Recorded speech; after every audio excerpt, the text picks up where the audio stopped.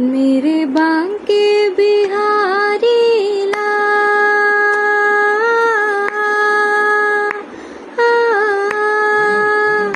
मेरे बांके बिहारी लाल, तू इतना ना करियो श्रृंगार, नजर लग जाएगी, नजर लग जाएगी।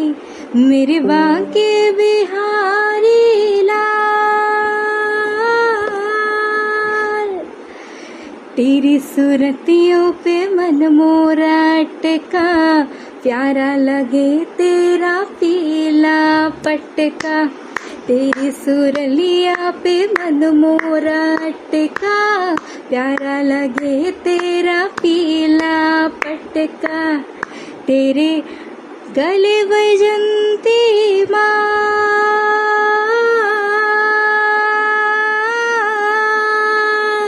तेरे गले वैजंती माल, तू इतना ना करियो श्रृंगार, नजर लग जाएगी, नजर लग जाएगी।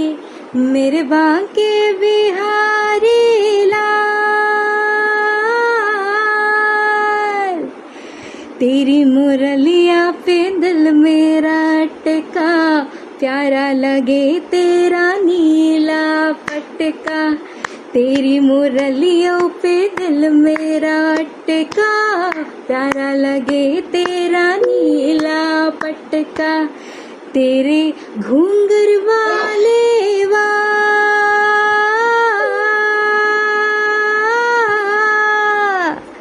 तेरे घूंघर वाले बाल, तू इतना ना करियो श्रृंगार, नजर लग जाएगी, नजर लग जाएगी। मेरे बांके बिहारी लाल,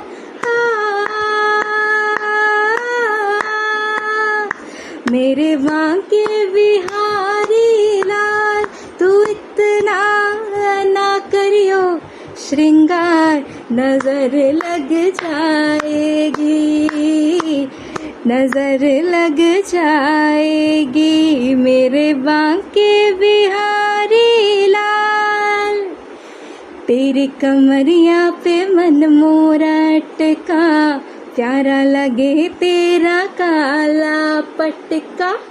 तेरी कमरिया पे मन मोरा अटका, प्यारा लगे तेरा काला पटका। हो तेरी टेढ़ी मेढ़ी चाल,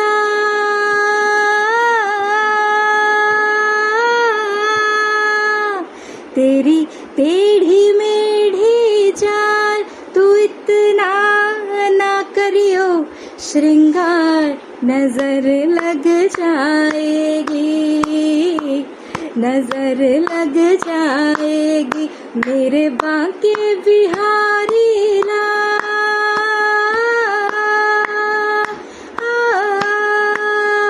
मेरे बांके बिहारी लाल, तू इतना ना करियो श्रृंगार, नजर लग जाएगी, नजर लग जाएगी। मेरे Banke Bihari Lal. Hare Krishna. Thank you so much. Hare Krishna everyone. We are just starting. Just give me a second. आवाज सही आ रही है?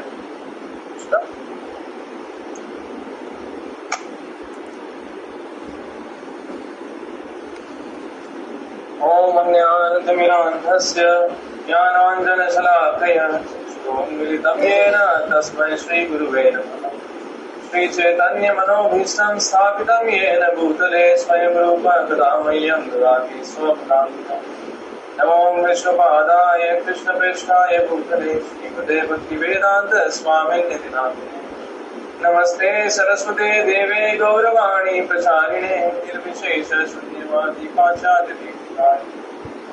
जय श्री कृष्ण चैतन्य प्रभो नित्यानंद श्री अद्वैत गदाधर श्रीवासादि गौरभक्तवृंद। हरे कृष्णा कृष्णा कृष्णा हरे हरे, हरे राम राम राम हरे हरे, कृष्णा कृष्णा कृष्णा हरे हरे, हरे राम राम राम हरे हरे, हरे कृष्णा कृष्णा कृष्णा हरे हरे, हरे राम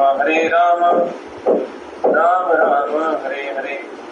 ग्रंथराज श्रीमद् भागवतम की जय, श्रीमद् भगवद गीता की जय, भक्ति तीर्थ दामोदर स्वामी महाराज की जय, भक्ति तीर्थ स्वामी महाराज की जय, डिवाइन ग्रेस ऑफ चरणारविंद भक्तिवेदांत स्वामी श्री प्रभुपाद की जय, डिवाइन ग्रेस भक्ति सिद्धांत सरस्वती ठाकुर महाराज की जय, डिवाइन ग्रेस भक्ति विनोद ठाकुर महाराज की जय, नामाचार्य श्रीलाल दास ठाकुर की जय, जय श्री हरिनाम चिंतामणि की जय, समवेत गौर भक्तवृंद की जय। प्रेम से कहो जय श्री कृष्ण चैतन्य प्रभु नित्यानंद श्री अद्वैत गदाधर श्रीवासादि गौर भक्तवृंद। समस्त भक्तों का हार्दिक स्वागत है। और आज के इस सत्र में हम लोग चर्चा करने वाले हैं भगवद गीता अध्याय 2 की, जिसको गीता का सार भी बोला जाता है। पिछले सत्र में हमने उसका बस एक शुरुआत देखी थी, पहला जो उसका श्लोक था उसी को देखने में हमारा काफी टाइम गया था। तो आज हम अध्याय 2 में आगे बढ़ेंगे। ये गीता का सार है तो हमको समझने की जरूरत है कि इसमें काफी कुछ हमको मिलने वाला है। और ये जो मतलब इस अध्याय का नाम ही गीता का सार रखा गया है कि गीता का सार है। अगर ये दूसरा अध्याय अगर आपको सही से समझ में आता है तो आपको भगवद गीता की का जो विज्ञान है वो क्या है, विज्ञान क्या बताता है, आपको बहुत अच्छे से समझ में आ जाएगा। तो जो गीता का सार भगवान ने इसको बोला है, इसको शुरू करने से पहले मैं सभी पधारे हुए वैष्णवों के चरणों में प्रार्थना करता हूँ कि जो भी मैं आज बोलूँ भगवान के द्वारा सिखाया हुआ ही हो, गुरुजनों द्वारा सिखाया हुआ हो, शास्त्र सम्मत हो और भगवान के कार्य इंद्रियों को संतोष प्रदान करे और मेरे हृदय की शुद्धता करे। मानसा कल्पतरुभ्यश्च कृपा सिन्धुभ्यैव च पतितानां पावनेभ्यो वैष्णवेभ्यो भगवद गीता। सॉरी विशाल, थोड़ा माइक पास में रखोगे?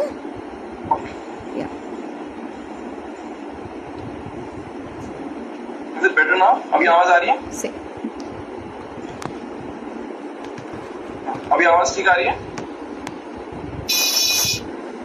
Is the recording also? So हम लोग जो है आज भगवद गीता के अध्याय 2 के बारे में बात करने जा रहे हैं। तो जब हमने अध्याय 1 की बात करी तो हमने देखा कि भगवद गीता सुनने वाले कौन थे। जो आज पहली बार भी बता रहे हैं तो उनको भी थोड़ा सा रिकैप हो जाए कि 2-5 मिनट में समझ में आ जाए हमने अभी तक क्या चर्चा की है। तो जब अध्याय 1 में हम भगवद गीता की चर्चा कर रहे थे तो उस समय हमने देखा था कि भगवद गीता सुनने वाले कौन कौन लोग हैं वहां पर। भगवद गीता अर्जुन ने भी सुनी, भगवद गीता धृतराष्ट्र ने भी सुनी और दोनों ने सही इंसानों से सुनी। अर्जुन ने साक्षात भगवान श्री कृष्ण से सुनी और धृतराष्ट्र ने जो है भगवद गीता वो किनसे सुनी? संजय से सुनी, जो कि श्रीला व्यासदेव जी के पुत्र थे, जिन्होंने कि सारे पुराणों का संकलन किया, महाभारत का संकलन किया, सारे उपनिषदों का संकलन किया। तो लेकिन फिर भी धृतराष्ट्र का हृदय परिवर्तन नहीं हुआ, क्योंकि धृतराष्ट्र जो है भगवान की बात को सुनने के लिए, मतलब गीता सुनने में खाली उनका जो अट्रैक्शन बोल सकते हैं या उनका जो ध्येय था वो क्या था कि किस तरीके से मेरे को पता चले कि मेरे पुत्र ने क्या किया, वो जीते कि नहीं जीते। उसी में धृतराष्ट्र की पूरी बुद्धि फंसी हुई थी। तो धृतराष्ट्र को गीता सुनने का फायदा कुछ नहीं मिला, लेकिन जो वहां पे अर्जुन थे 45 मिनट के अंदर भगवद गीता का भगवान ने जो ज्ञान दिया अर्जुन को, 45 मिनट के अंदर हृदय परिवर्तन हो गया अर्जुन का कि मुझे क्या करना है, उनको पूरी तरीके से समझ में आ गया।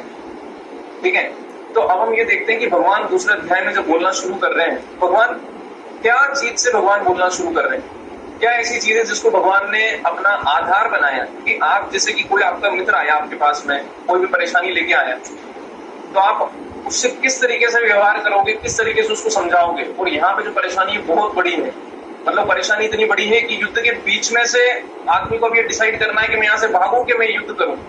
आपने इतनी सारी चीजें जो है उसमें दाव पे लगी हुई है, आपके पूरा परिवार दाव पे लगा हुआ है, आपके साथ जो दोस्त लोग जो आपको साथ देने के लिए आए हैं, सब कुछ दाव पे लगा हुआ है। उस बीच में आपका मन मतलब फिसल रहा है, समझ नहीं आ रहा है, मन में शंकाएं पैदा हो रही है कि युद्ध करना मेरे लिए ठीक है कि नहीं है, सामने वाले लोग मेरे ही पितामह, मेरे ही गुरुजन और सब कुछ लोग हैं, मैं क्या करूं, मुझे कुछ समझ नहीं आ रहा है। तो ऐसी भावना के साथ में जब अर्जुन ने भगवान के सामने प्रश्न रखे और बताया कि मेरा गला सूख रहा है, मेरा जो है गांडीव मेरे हाथ से फिसल रहा है, मेरी त्वचा जल रही है, मेरा दिमाग पूरा काम नहीं कर रहा है, मुझे समझ नहीं आ रहा है कि क्या हो रहा है मेरे साथ, मैं क्यों इतना ये सब, मतलब क्या डिसीजन लूं, मैं क्या निर्णय लूं ऐसे टाइम। तो उस बीच में भगवान जो है भगवत गीता बोलना शुरू करते हैं दूसरे अध्याय में। तो हमने पिछली बार देखा था कि भगवान शब्द को हमने डिटेल में देखा था। भगवत गीता में पहली बार लिखा हुआ आता है श्री भगवान वाच, कि कृष्ण किस तरीके से परम भगवान है या विष्णु किस तरीके से परम भगवान है। और वो हमने पिछली बार देखा था कि भगवत गीता में भगवान वाच से आता है, मतलब कंफर्मेशन दे रहे हैं कि हाँ भगवान ही बोल रहे हैं। आपको डाउट करने की जरूरत नहीं कि भगवत गीता कौन बोल रहे हैं, ये भगवत गीता भगवान ही बोल रहे हैं। उसके लिए श्री भगवान वाच से शुरू किया। तो अब हम देखते हैं अध्याय 2 में कि भगवान जब बोलना शुरू करते हैं तो वो क्या बोलते हैं, किस तरीके से अर्जुन को समझाना शुरू करते हैं कि अर्जुन के जो मन में डाउट है वो, मतलब यहाँ पे हमको जैसे हम बहुत बार देखते हैं ना, कोई ऑपरेशन हमारा होता है, तो ऑपरेशन हमारा होता है तो जैसे आपकी हड्डी का ऑपरेशन करना है, तो क्या डॉक्टर डायरेक्ट हड्डी पे पहुंच सकता है बिना चमड़ी काटे? नहीं पहुंच सकता, उसको पहले चमड़ी काटनी पड़ेगी, और चमड़ी काटेगा, फिर थोड़ा मांस कटेगा, फिर उसके बाद वो हड्डी तक पहुंच के जो भी ऑपरेशन करना है वो उसको करेगा, और बाद में उसको सील के और बाहर आ जाएगा। तो हम ये देखेंगे कि जिस तरीके से एक डॉक्टर, एक एक्सपर्ट डॉक्टर ऑपरेशन करता है, चाहे फिर वो हड्डी का ऑपरेशन हो, चाहे फिर वो हृदय का ऑपरेशन हो, जो कुछ भी हो, वो ऑपरेशन पहले एक सतह से स्टार्ट करते और बाद में उसमें गहराई में जाया जाता है।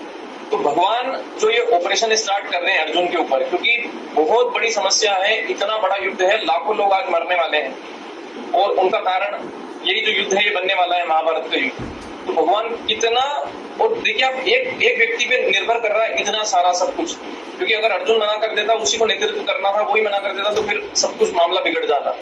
तो भगवान का जो समझाने का तरीका है, अब आप देखिए 45 मिनट भगवान कैसे समझाते हैं कि इतनी मुसीबत वाली सिचुएशन में भी इंसान का दिमाग काम कर जाए और उसको समझ में आ जाए मेरा धर्म क्या है। भगवान जब बोलना शुरू करते हैं, भगवान क्या कहते हैं, तो सबसे पहला जो श्लोक है भगवत गीता जो 2nd चैप्टर है, दूसरा अध्याय, उसका श्लोक क्या बोलता है, करुणा से व्याप्त शोक युक्त अश्रु पूरित नेत्रों वाले अर्जुन को देखकर मधुसूदन कृष्ण ने ये शब्द कहे। तो आंखों में आंसू थे, अर्जुन के जो आंखों में आंसू थे, और ऐसी अवस्था में गांडीव छूट गया था उनके हाथ से, और अब भगवान से की तरफ देख रहे हैं कि अब आप भी मुझे कुछ गाइड करो, ठीक है। तो श्री भगवान ने कहा, कुतस्त्वा कश्मलमिदं विस्मय समुपस्थितम अनार्य दुष्टम स्मवर्ग्यम न कीर्तिम कर अर्जुन। श्री भगवान ने कहा, हे अर्जुन, तुम्हारे मन में ये कलमश आया कैसे, यानी ये जो दूषित चीज है कैसे आ गई तुम्हारे मन में? तुम तो इतने बड़े योद्धा हो, यहाँ आके तुम कैसे ये सब सोच रहे हो, ये सारी बातें? क्या तुम्हें इतना भी ज्ञान नहीं है कि तुम्हें धर्म है ये तुम्हारा, तुम्हें युद्ध करना है? यह उस मनुष्य के लिए तनिक भी अनुकूल नहीं जो जीवन के मूल्य को जानता हो। इससे उच्च लोक की नहीं अपितु अपयश की प्राप्ति होती है। इसे जब छोड़ के चले जाओगे, बीच में से युद्ध छोड़ के चले जाओगे, तो कोई तुमको अच्छा नहीं बोलेगा कि अर्जुन को दया आ गई या उसकी वजह से अर्जुन वहां से चले गए।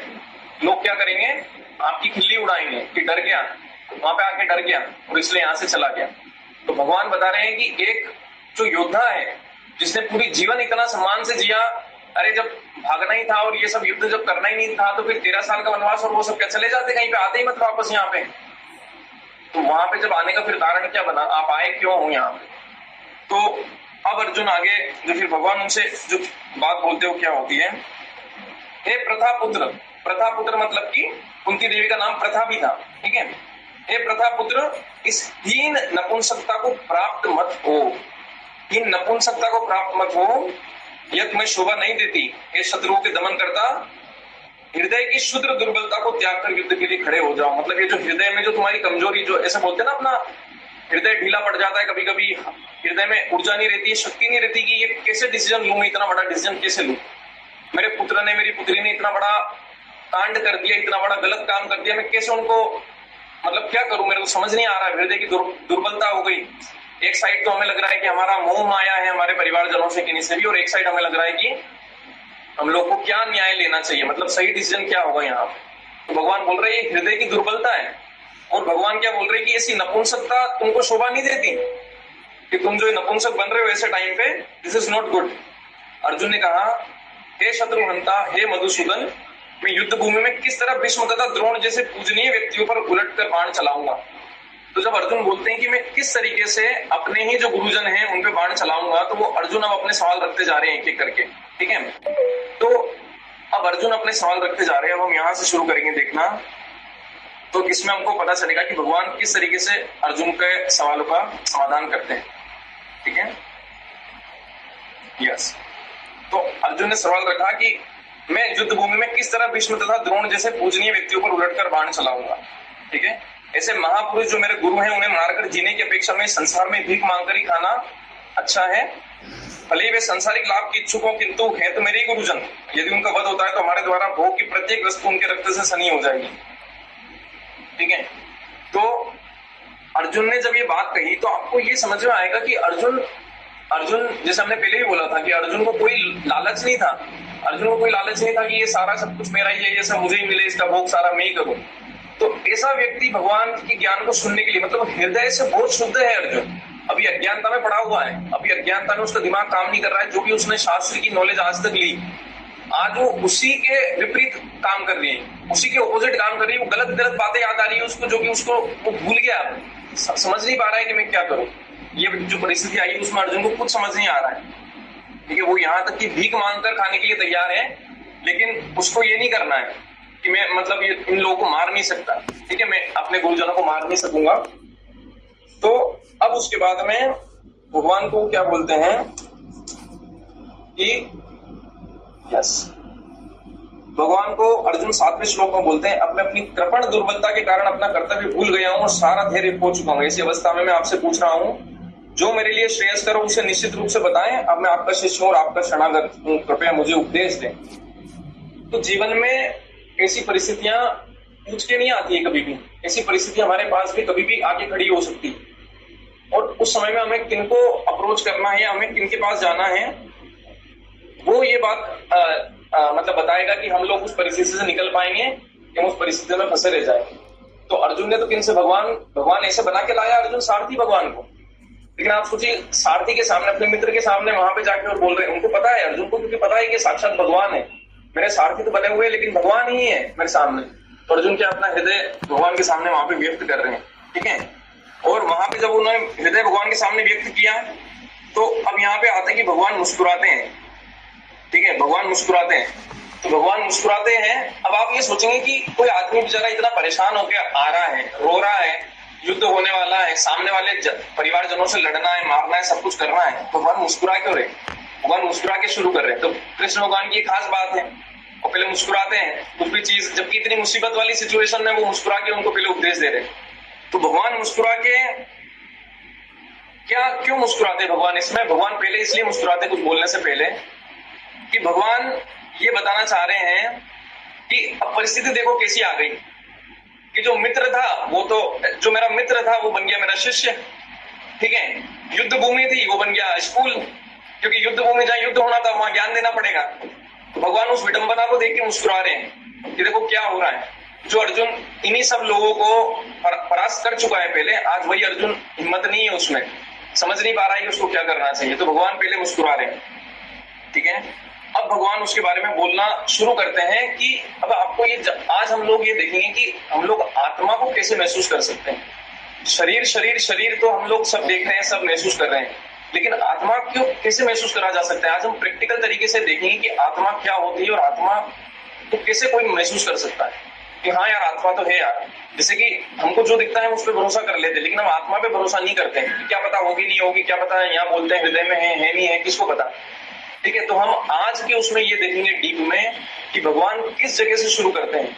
भगवत गीता से भगवान बोलना भी शुरू कर रहे हैं तो आत्मा के लेवल से शुरू करते हैं कि हम एक आत्मा है। ठीक है, तो भगवान क्या बोलते हैं अर्जुन को,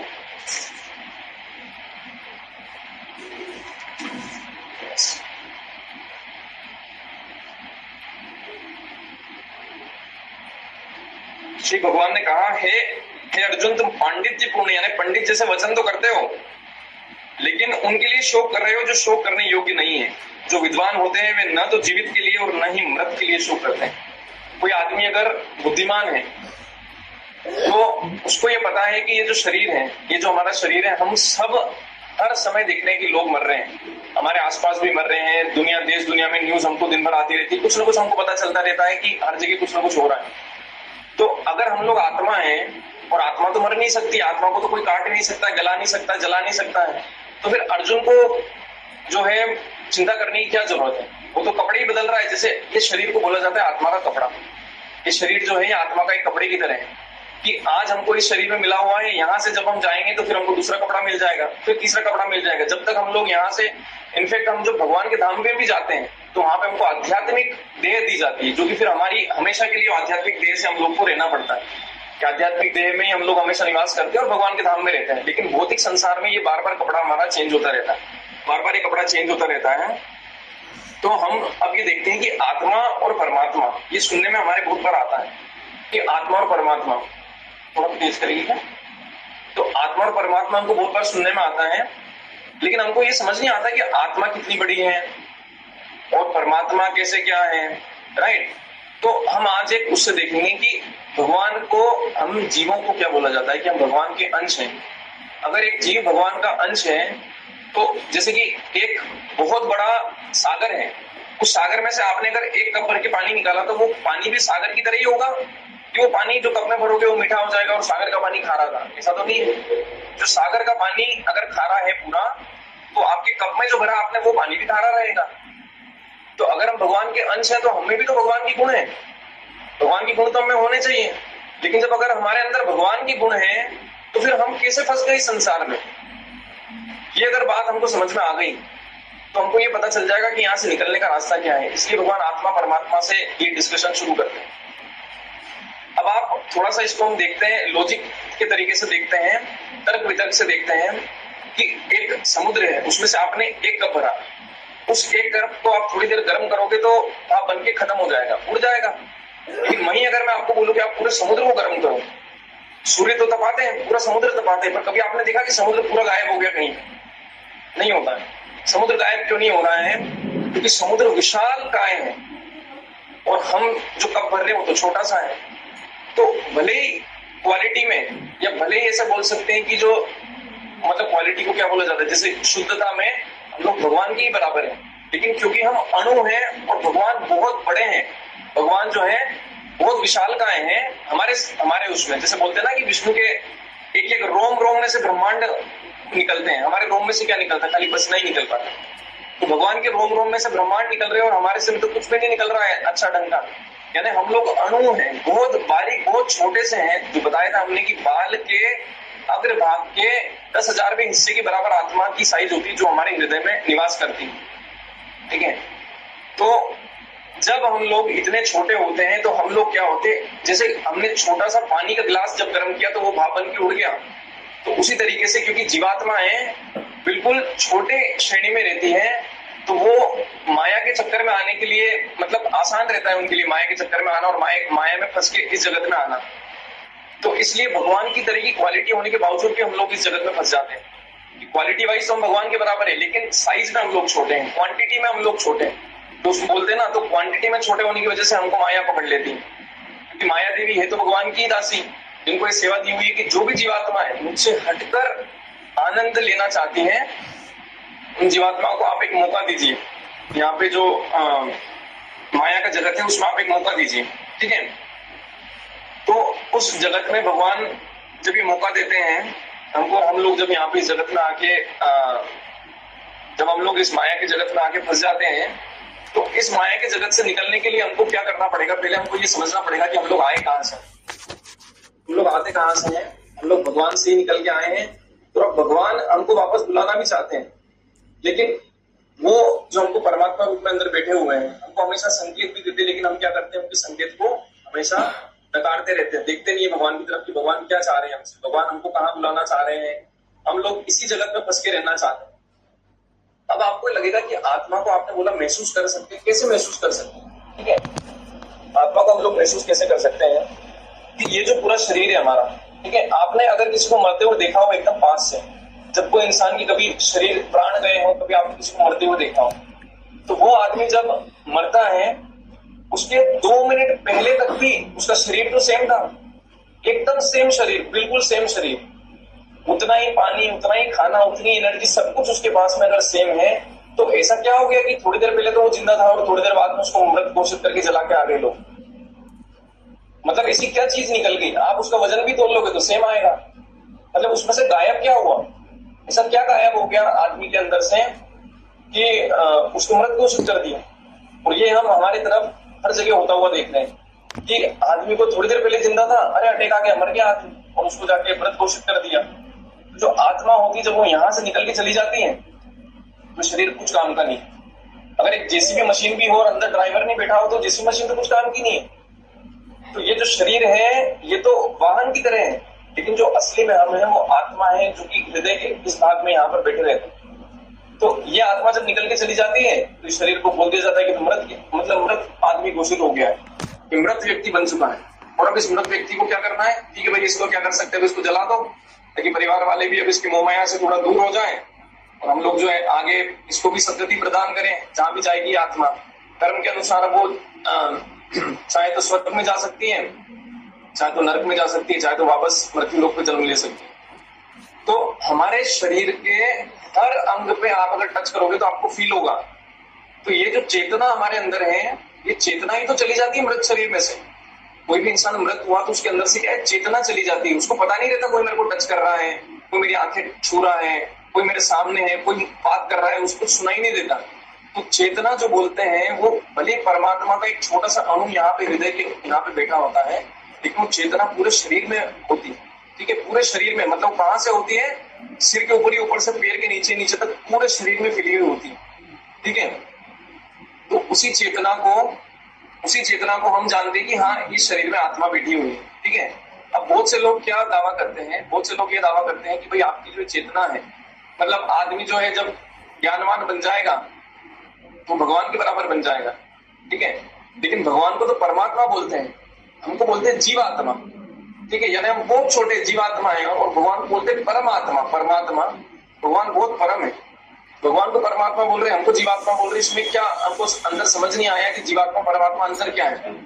जीवात्मा परमात्मा अंतर ये है कि हम तो हैं छोटे से, तो हमको खाली अपने शरीर का पता रहता है हमारे शरीर में क्या हो रहा है, लेकिन क्योंकि परमात्मा हर शरीर में विराजमान है, आत्मा के साथ में बैठे रहते हैं, उनको सारे शरीर का पता है कि सारे शरीरों में क्या चल रहा है, सारे शरीर के मन में क्या चल रहा है। तो ये बात हमको जानने की जरूरत है कि हम अगर इस संसार से मुक्त भी हो गए तो ऐसा नहीं है कि हम परमात्मा बन जाएंगे, ऐसा नहीं होगा। जो बहुत सारे मायावाद में जैसी बात की जाती है कि आप परमात्मा में जाके विलीन हो जाते हो, तो ये बात गलत है। परमात्मा में जाके आत्मा कभी भी विलीन नहीं होती। परमात्मा में जाके आत्मा का क्या होता है, या तो हम भगवान के लोक चले जाते हैं, या फिर हम लोग क्या है कि या फिर हम लोग भगवान की जो ब्रह्म ज्योति होती है, इसके बारे में हम थोड़ा आगे आके देखेंगे कि ब्रह्म ज्योति में हम लोग जाके थोड़े टाइम के लिए रुक जाते हैं, फिर हम वहां से बोर होकर वापस आके धरती पे जन्म लेते हैं। ठीक है, तो भगवान 15वें श्लोक में अर्जुन को बताने वाले हैं कि कौन इंसान जो है इन सब दुर्बलताओं से मुक्त हो सकता है, कौन इंसान इन हृदय की दुर्बलता से मुक्त हो सकता है, वो हम देखेंगे। तो भगवान अर्जुन को पहले तो बोला कि ये जो चीजें इनके लिए चिंता मत करो ज्यादा। ठीक है, ये सब तुम एक बुद्धिमान व्यक्ति बनते हो तो क्यों चिंता कर रहे हो। एक कुंती पुत्र सुख तथा दुख का क्षणिक उदय और कालक्रम में उनका अंतर्ध्यान होना सर्दी तथा गर्मी की ऋतुओं के आने के समान है। हे भरतवंशी, वे इंद्रिय बोध से उत्पन्न होते हैं और मनुष्य को चाहिए कि अविचल भाव से उनको सहन करना सीखे। यानी कि हम लोग को सुख और दुख जो आते रहते हैं, आजकल क्या है कि हम लोग सुख और दुख में ही फंसे रह जाते हैं कि अभी ये सुख आ रहा है, अभी वो दुख आ रहा है, अभी ये सुख आ रहा है, अभी वो दुख आ रहा है। अगर कोई व्यक्ति इन सुख और दुख में ही फंसा रह जाता है, उसके लिए भगवत ज्ञान को जानना बहुत ही मुश्किल हो जाता है। भगवत ज्ञान को जानना क्यों मुश्किल हो जाता है, क्योंकि वो थोड़ा सा भी उसकी परिस्थितियां हर समय चेंज होती रहती है। जैसे सीजन चेंज होते रहते हैं, वैसे परिस्थितियां चेंज होती रहती है। लेकिन हम लोग क्या है कि सुख और दुख में इस शरीर से ज्यादा कुछ सोच नहीं पाते, इस शरीर से ज्यादा हम लोग कुछ आगे देख नहीं पाते हैं। तो हमें क्या लगता है, ये शरीर अभी सुखी है कि नहीं है, गर्मी है तो एसी चल रहा है कि नहीं चल रहा है, सर्दी है तो फिक्र होने की नहीं है, मैं जो है अभी थक तो नहीं रहा हूँ, मुझे अभी नींद निकालनी है, मुझे क्या करना है। तो ऐसे अलग अलग चीजें हम लोग सोचते रहते हैं, किसके तरीके से सोचते रहते हैं, शरीर के ऊपर। अगर हम लोग शरीर की चेतना में इतना ज्यादा रहेंगे तो आत्मा के बारे में सोचने का टाइम नहीं है हमारे पास। अगर हम शरीर की इतनी चिंता करेंगे तो हमारे पास आत्मा में सोचने का टाइम नहीं है। इस शरीर से, जैसे हमने बोला था ना कि धृतराष्ट्र मोह माया में इतना फंसे हुए हैं, तो समझ नहीं आ रहा है कि भगवान उपदेश दे रहे हैं, उस उपदेश में भी वो क्या ढूंढ रहे हैं कि मेरे पुत्र जीते कि हारे, है ना। तो उसी तरीके से अगर हम लोग भी मोह माया में फंसे, जैसे मैं आपसे एक सवाल करता हूँ, थोड़ा उससे आपको और बेटर अंडरस्टैंडिंग होगी। यहाँ कितने ऐसे लोग हैं जिनका जिंदगी में 10,000 रुपये या उससे बड़ा कुछ नुकसान हुआ है आज तक? कि 10,000 रुपये उससे बड़ा कुछ नुकसान हो गया कभी जिंदगी में? कभी भी हो गया? बहुत सारों का हो गया, लगभग जितने भी बेटे सबका हो गया। 10,000 रुपये बहुत बड़ी रकम नहीं है ना।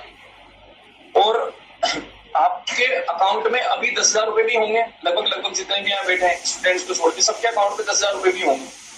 ठीक है, आप अभी जो आपके अकाउंट में 10,000 रुपये हैं, क्या आप regular day to day life में उन 10,000 के बारे में चिंता करते हो कि मेरे अकाउंट में 10,000 पड़े हैं? रोज सोचते हो उन 10,000 रुपये के बारे में? नहीं सोचते।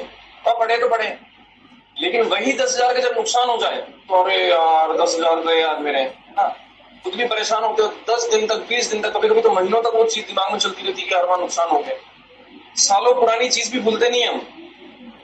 तो उससे क्या समझ में आता है कि हर चीज जो आज अपने पास में उपस्थित है और हम उसको अपना मान के बैठे हुए हैं, जिस दिन वो हमसे दूर जाएगी, चाहे भले वो 10,000 रुपये क्यों ना हो, हमको दुख देगी।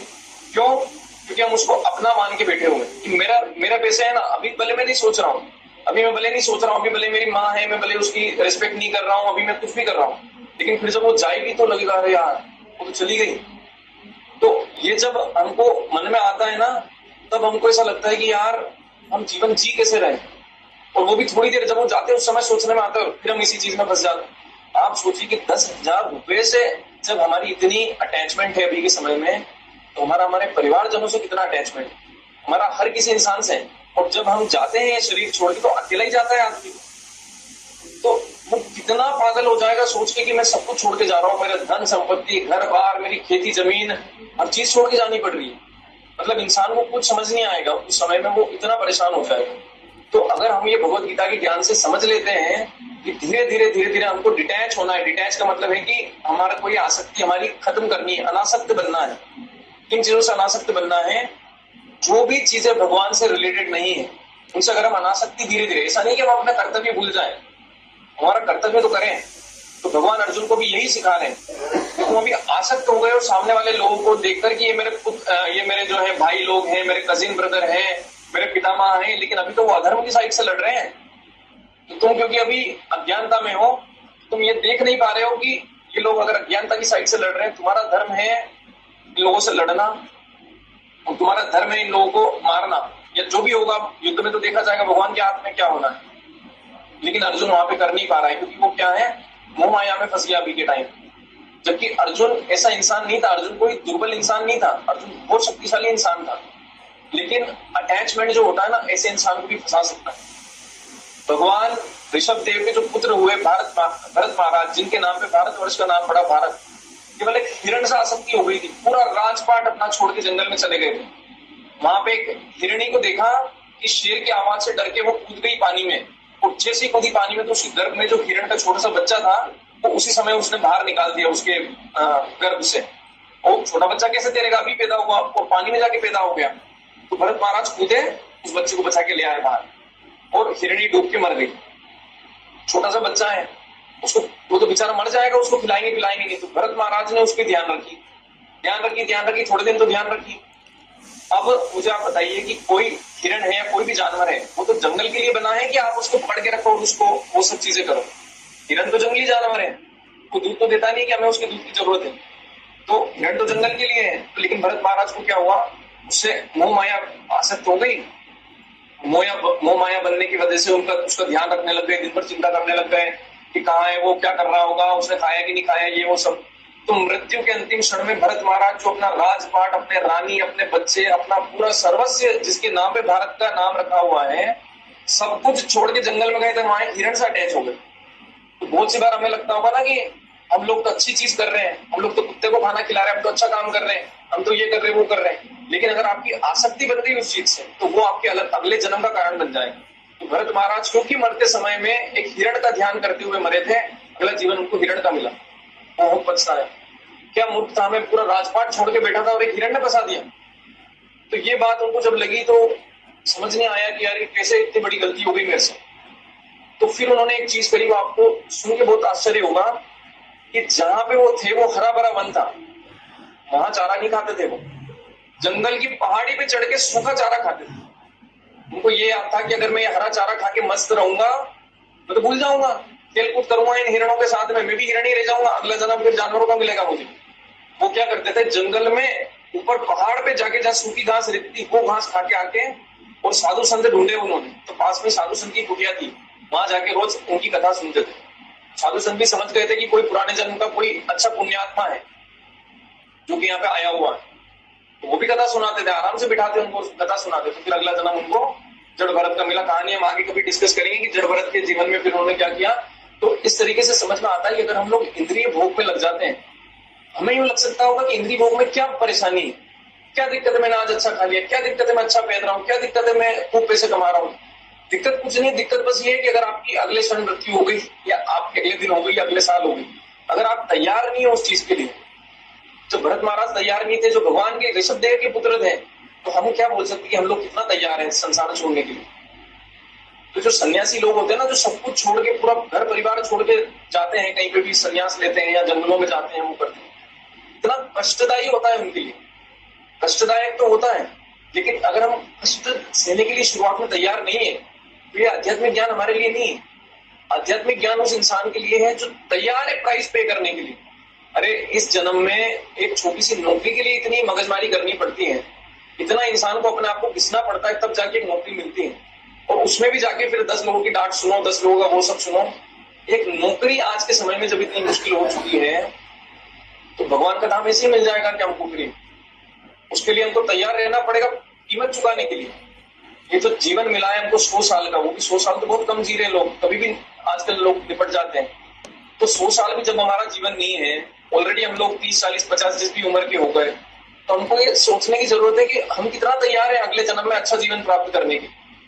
और जो भी हमारी आसक्ति है, 10,000 रुपए सब तो इतने आ सकते हैं, कभी हमारे 10,000 कोई मतलब चुरा ले तो हम उससे लड़ाई झगड़ा कर ले, हम लोग 10 दिन भूले नहीं, 2, 4, 5 महीने भूले नहीं उस बात को। तो भगवान क्या बोल रहे हैं, ध्यान से सुनना, भगवान का श्लोक आपको समझ में आएगा कि भगवान क्या बोल रहे हैं। भगवान बोलते हैं कि, तो हम यहां से देखते हैं उन्होंने क्या बोला कि तुम पंडित जैसे वचन तो कर रहे हो, लेकिन उनके लिए शोक कर रहे हो जो शोक करने योग्य नहीं है। जो विद्वान होते हैं वे न तो जीवित के लिए और न ही मृत के लिए शोक करते हैं। आज आप जिस घर में पैदा हुए, थोड़े टाइम बाद आप कहीं और पैदा हो जाओगे, उससे पहले आप कहीं और पैदा थे। आपके जो पुराने माँ बाप थे, हो सकता है आपके पुराने माँ बाप आज भी जिंदा हो, क्योंकि मान लो आपकी उम्र अभी 25-30 साल है, ठीक है। पुराने जन्म में आपकी जो अकाल मृत्यु हो गई या कुछ भी हो गई, और आपने वापस जन्म ले लिया इस जन्म। हो सकता है आपके माँ बाप अभी जिंदा हो, और हो सकता है 90-95 साल के हो, लेकिन आप एक बार भी उनके बारे में सोचते नहीं हो। क्यों? क्योंकि यहाँ तो दिख नहीं रहे, यहाँ तो मुझे कोई, मेरे तो जो माँ बाप है वो दिख रहे हैं, बस पुराने जन्म के तो मुझे क्या काम। तो हम लोग क्योंकि भौतिक जीवन में ही फंसे हुए हैं, जो सामने दिख रहा है बस उतना ही समझते हैं। हम लोग ये नहीं समझ पा रहे हैं कि हमारा पुराने टाइम पे भी जीवन था, वहां के भी माँ बाप और वहां के भाई बहन तो होंगे। माँ बाप चलो मर भी गए, बूढ़े होके, भाई बहन तो होंगे। हो सकता है कोई हमारा भाई अभी भिखारी भीख मांग रहा हो कहीं पे, और हम यहाँ बड़े घर में रहकर और आराम करते हैं, और हमें चिंता भी नहीं कि पुराने जन्म का था, मेरे को क्या काम हो, तो जन्म हो गया। तो ये जो क्षणिक जो चीजें हैं, ये क्षणिक बनाई किस लिए है कि ये हमारा शाश्वत संबंध नहीं है। ये जो लोग हैं हमारे, जो भी हमारे साथ में जो दिख रहे हैं, आप कितना ही प्यार कर लो अपनी पत्नी से, कितना ही प्यार कर लो अपने हस्बैंड से, कितना ही प्यार कर लो अपने माँ बाप से, ये सच्चाई को कोई नहीं बदल सकता कि एक एक करके या तो वो सब आपसे दूर हो जाएंगे, या फिर आप ये शरीर छोड़ के चले जाओगे और सबसे एक साथ दूर हो जाओगे। और हम में से कोई भी तैयार नहीं है ये सब दर्द झेलने के लिए, और जो भी तैयार नहीं है वो भगवत धाम नहीं जा सकता, उसकी अच्छी सद्गति नहीं हो सकती, उसको वापस जन्म लेना पड़ेगा।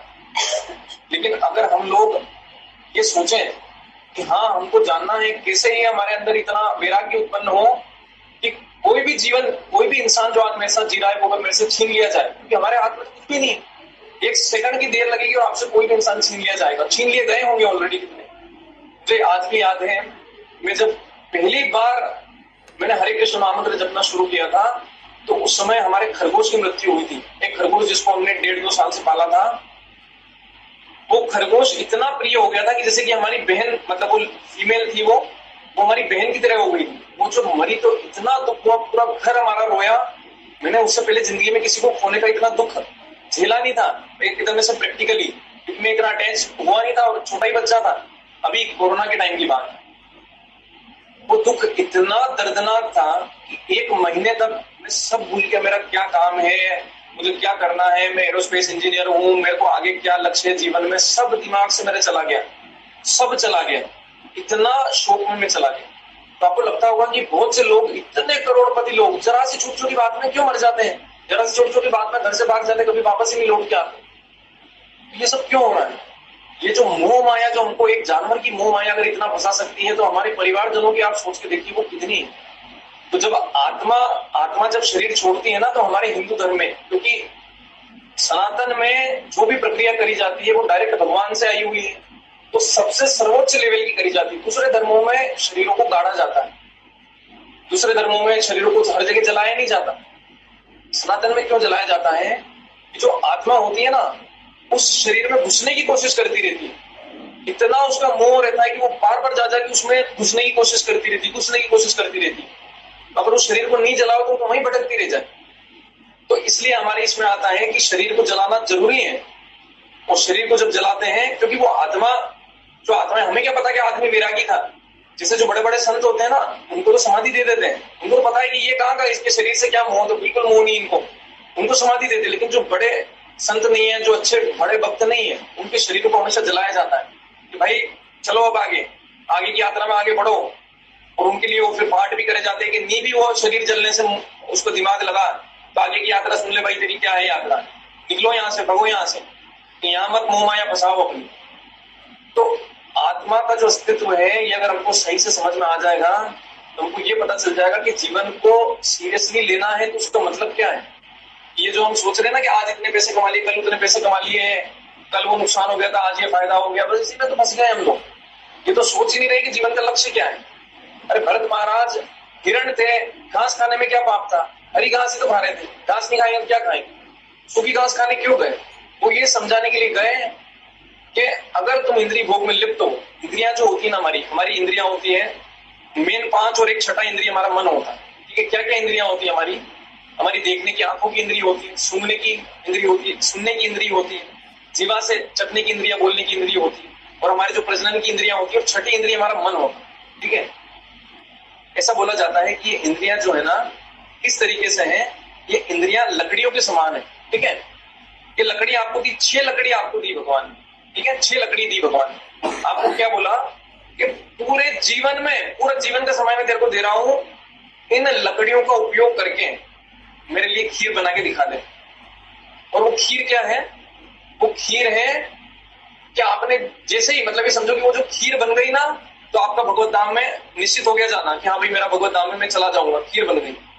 वो जो लकड़ियां हैं, हमारी जो इंद्रियां हैं, उन इंद्रियों को जब हम कुछ भी चीज की भोग वस्तु में डालते हैं तो वो होता है उस लकड़ी को गीला कर देना। आप मुझे बताओ, उन 6 की 6 लकड़ियों का इस्तेमाल आपको जलाना है आग जलाने के लिए, जिससे कि वो खीर पके, जिससे आप भगवत धाम जाए। आप उन लकड़ियों को क्या करते हो? पानी डाल देते हो, बार बार पानी डाल देते हो। क्यों पानी डाल देते हो? अरे क्या जरूरत है, अभी थोड़ी मर रहा हूं मैं, कल थोड़ी मर रहा हूँ, आज थोड़ी मर रहा हूँ, कोई बात नहीं, थोड़ा आज एंजॉयमेंट कर लिया, क्या फर्क पड़ता है। तो जितना हम उसमें पानी डालते हैं, पानी डाली हुई लकड़ी क्या जलने वाली है? कभी भी नहीं जलेगी।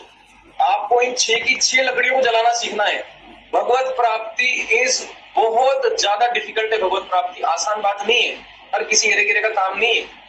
जो आदमी आज MIT में, IIT में वहां भी बैठे, उनकी भी बस की बात नहीं। लेकिन भगवत प्राप्ति एक मूर्ख व्यक्ति के लिए, जो कि मतलब बिना पढ़ा लिखा हो, उसके लिए भी सफल है। क्यों? अगर वो ये समझ जाए कि आत्मा हूं मैं। भगवान ने कभी भी ये बोलते ना कि भेदभाव नहीं करा कि खाली इंटेलिजेंट आदमी या अमीर घर का आदमी मुझे प्राप्त कर सकता है। भगवान अपने धाम में पहुंचने का जो मौका है हर किसी को देते हैं।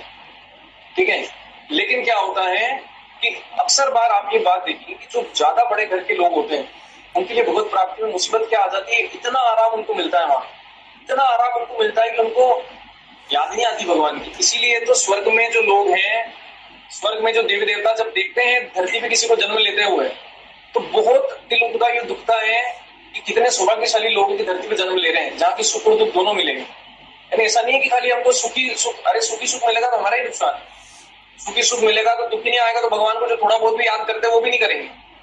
दुख मिलना तो बहुत ज्यादा जरूरी है।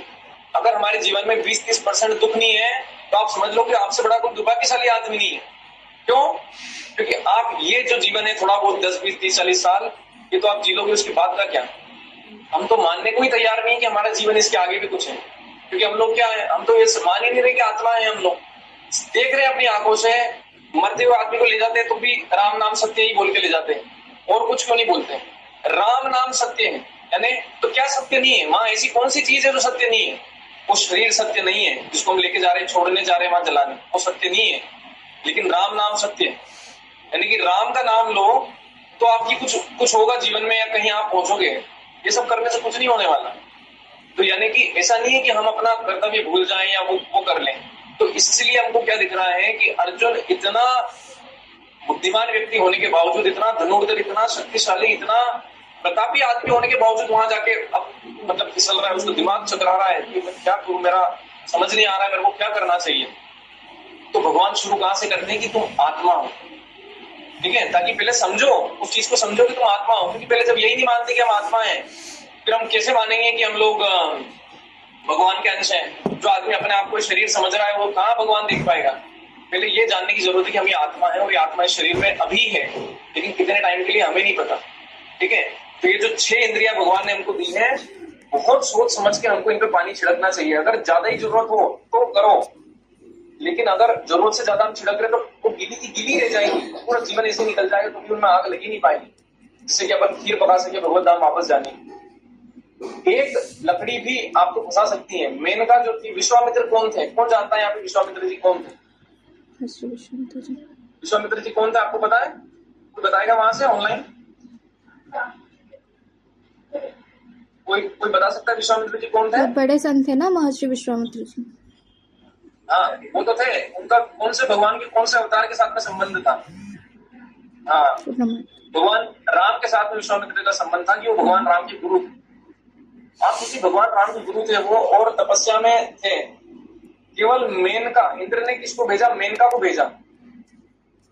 मेनका के खाली घुंघरू से उनका ध्यान भंग हो गया, घुंघरू की आवाज से। हम लोग तो आज इतना खुल्लम खुल्ला जीवन जी रहे हैं, सोशल मीडिया है हमारे पास में, जिससे मन पड़ रहा है उससे बातचीत कर ले रहे हैं।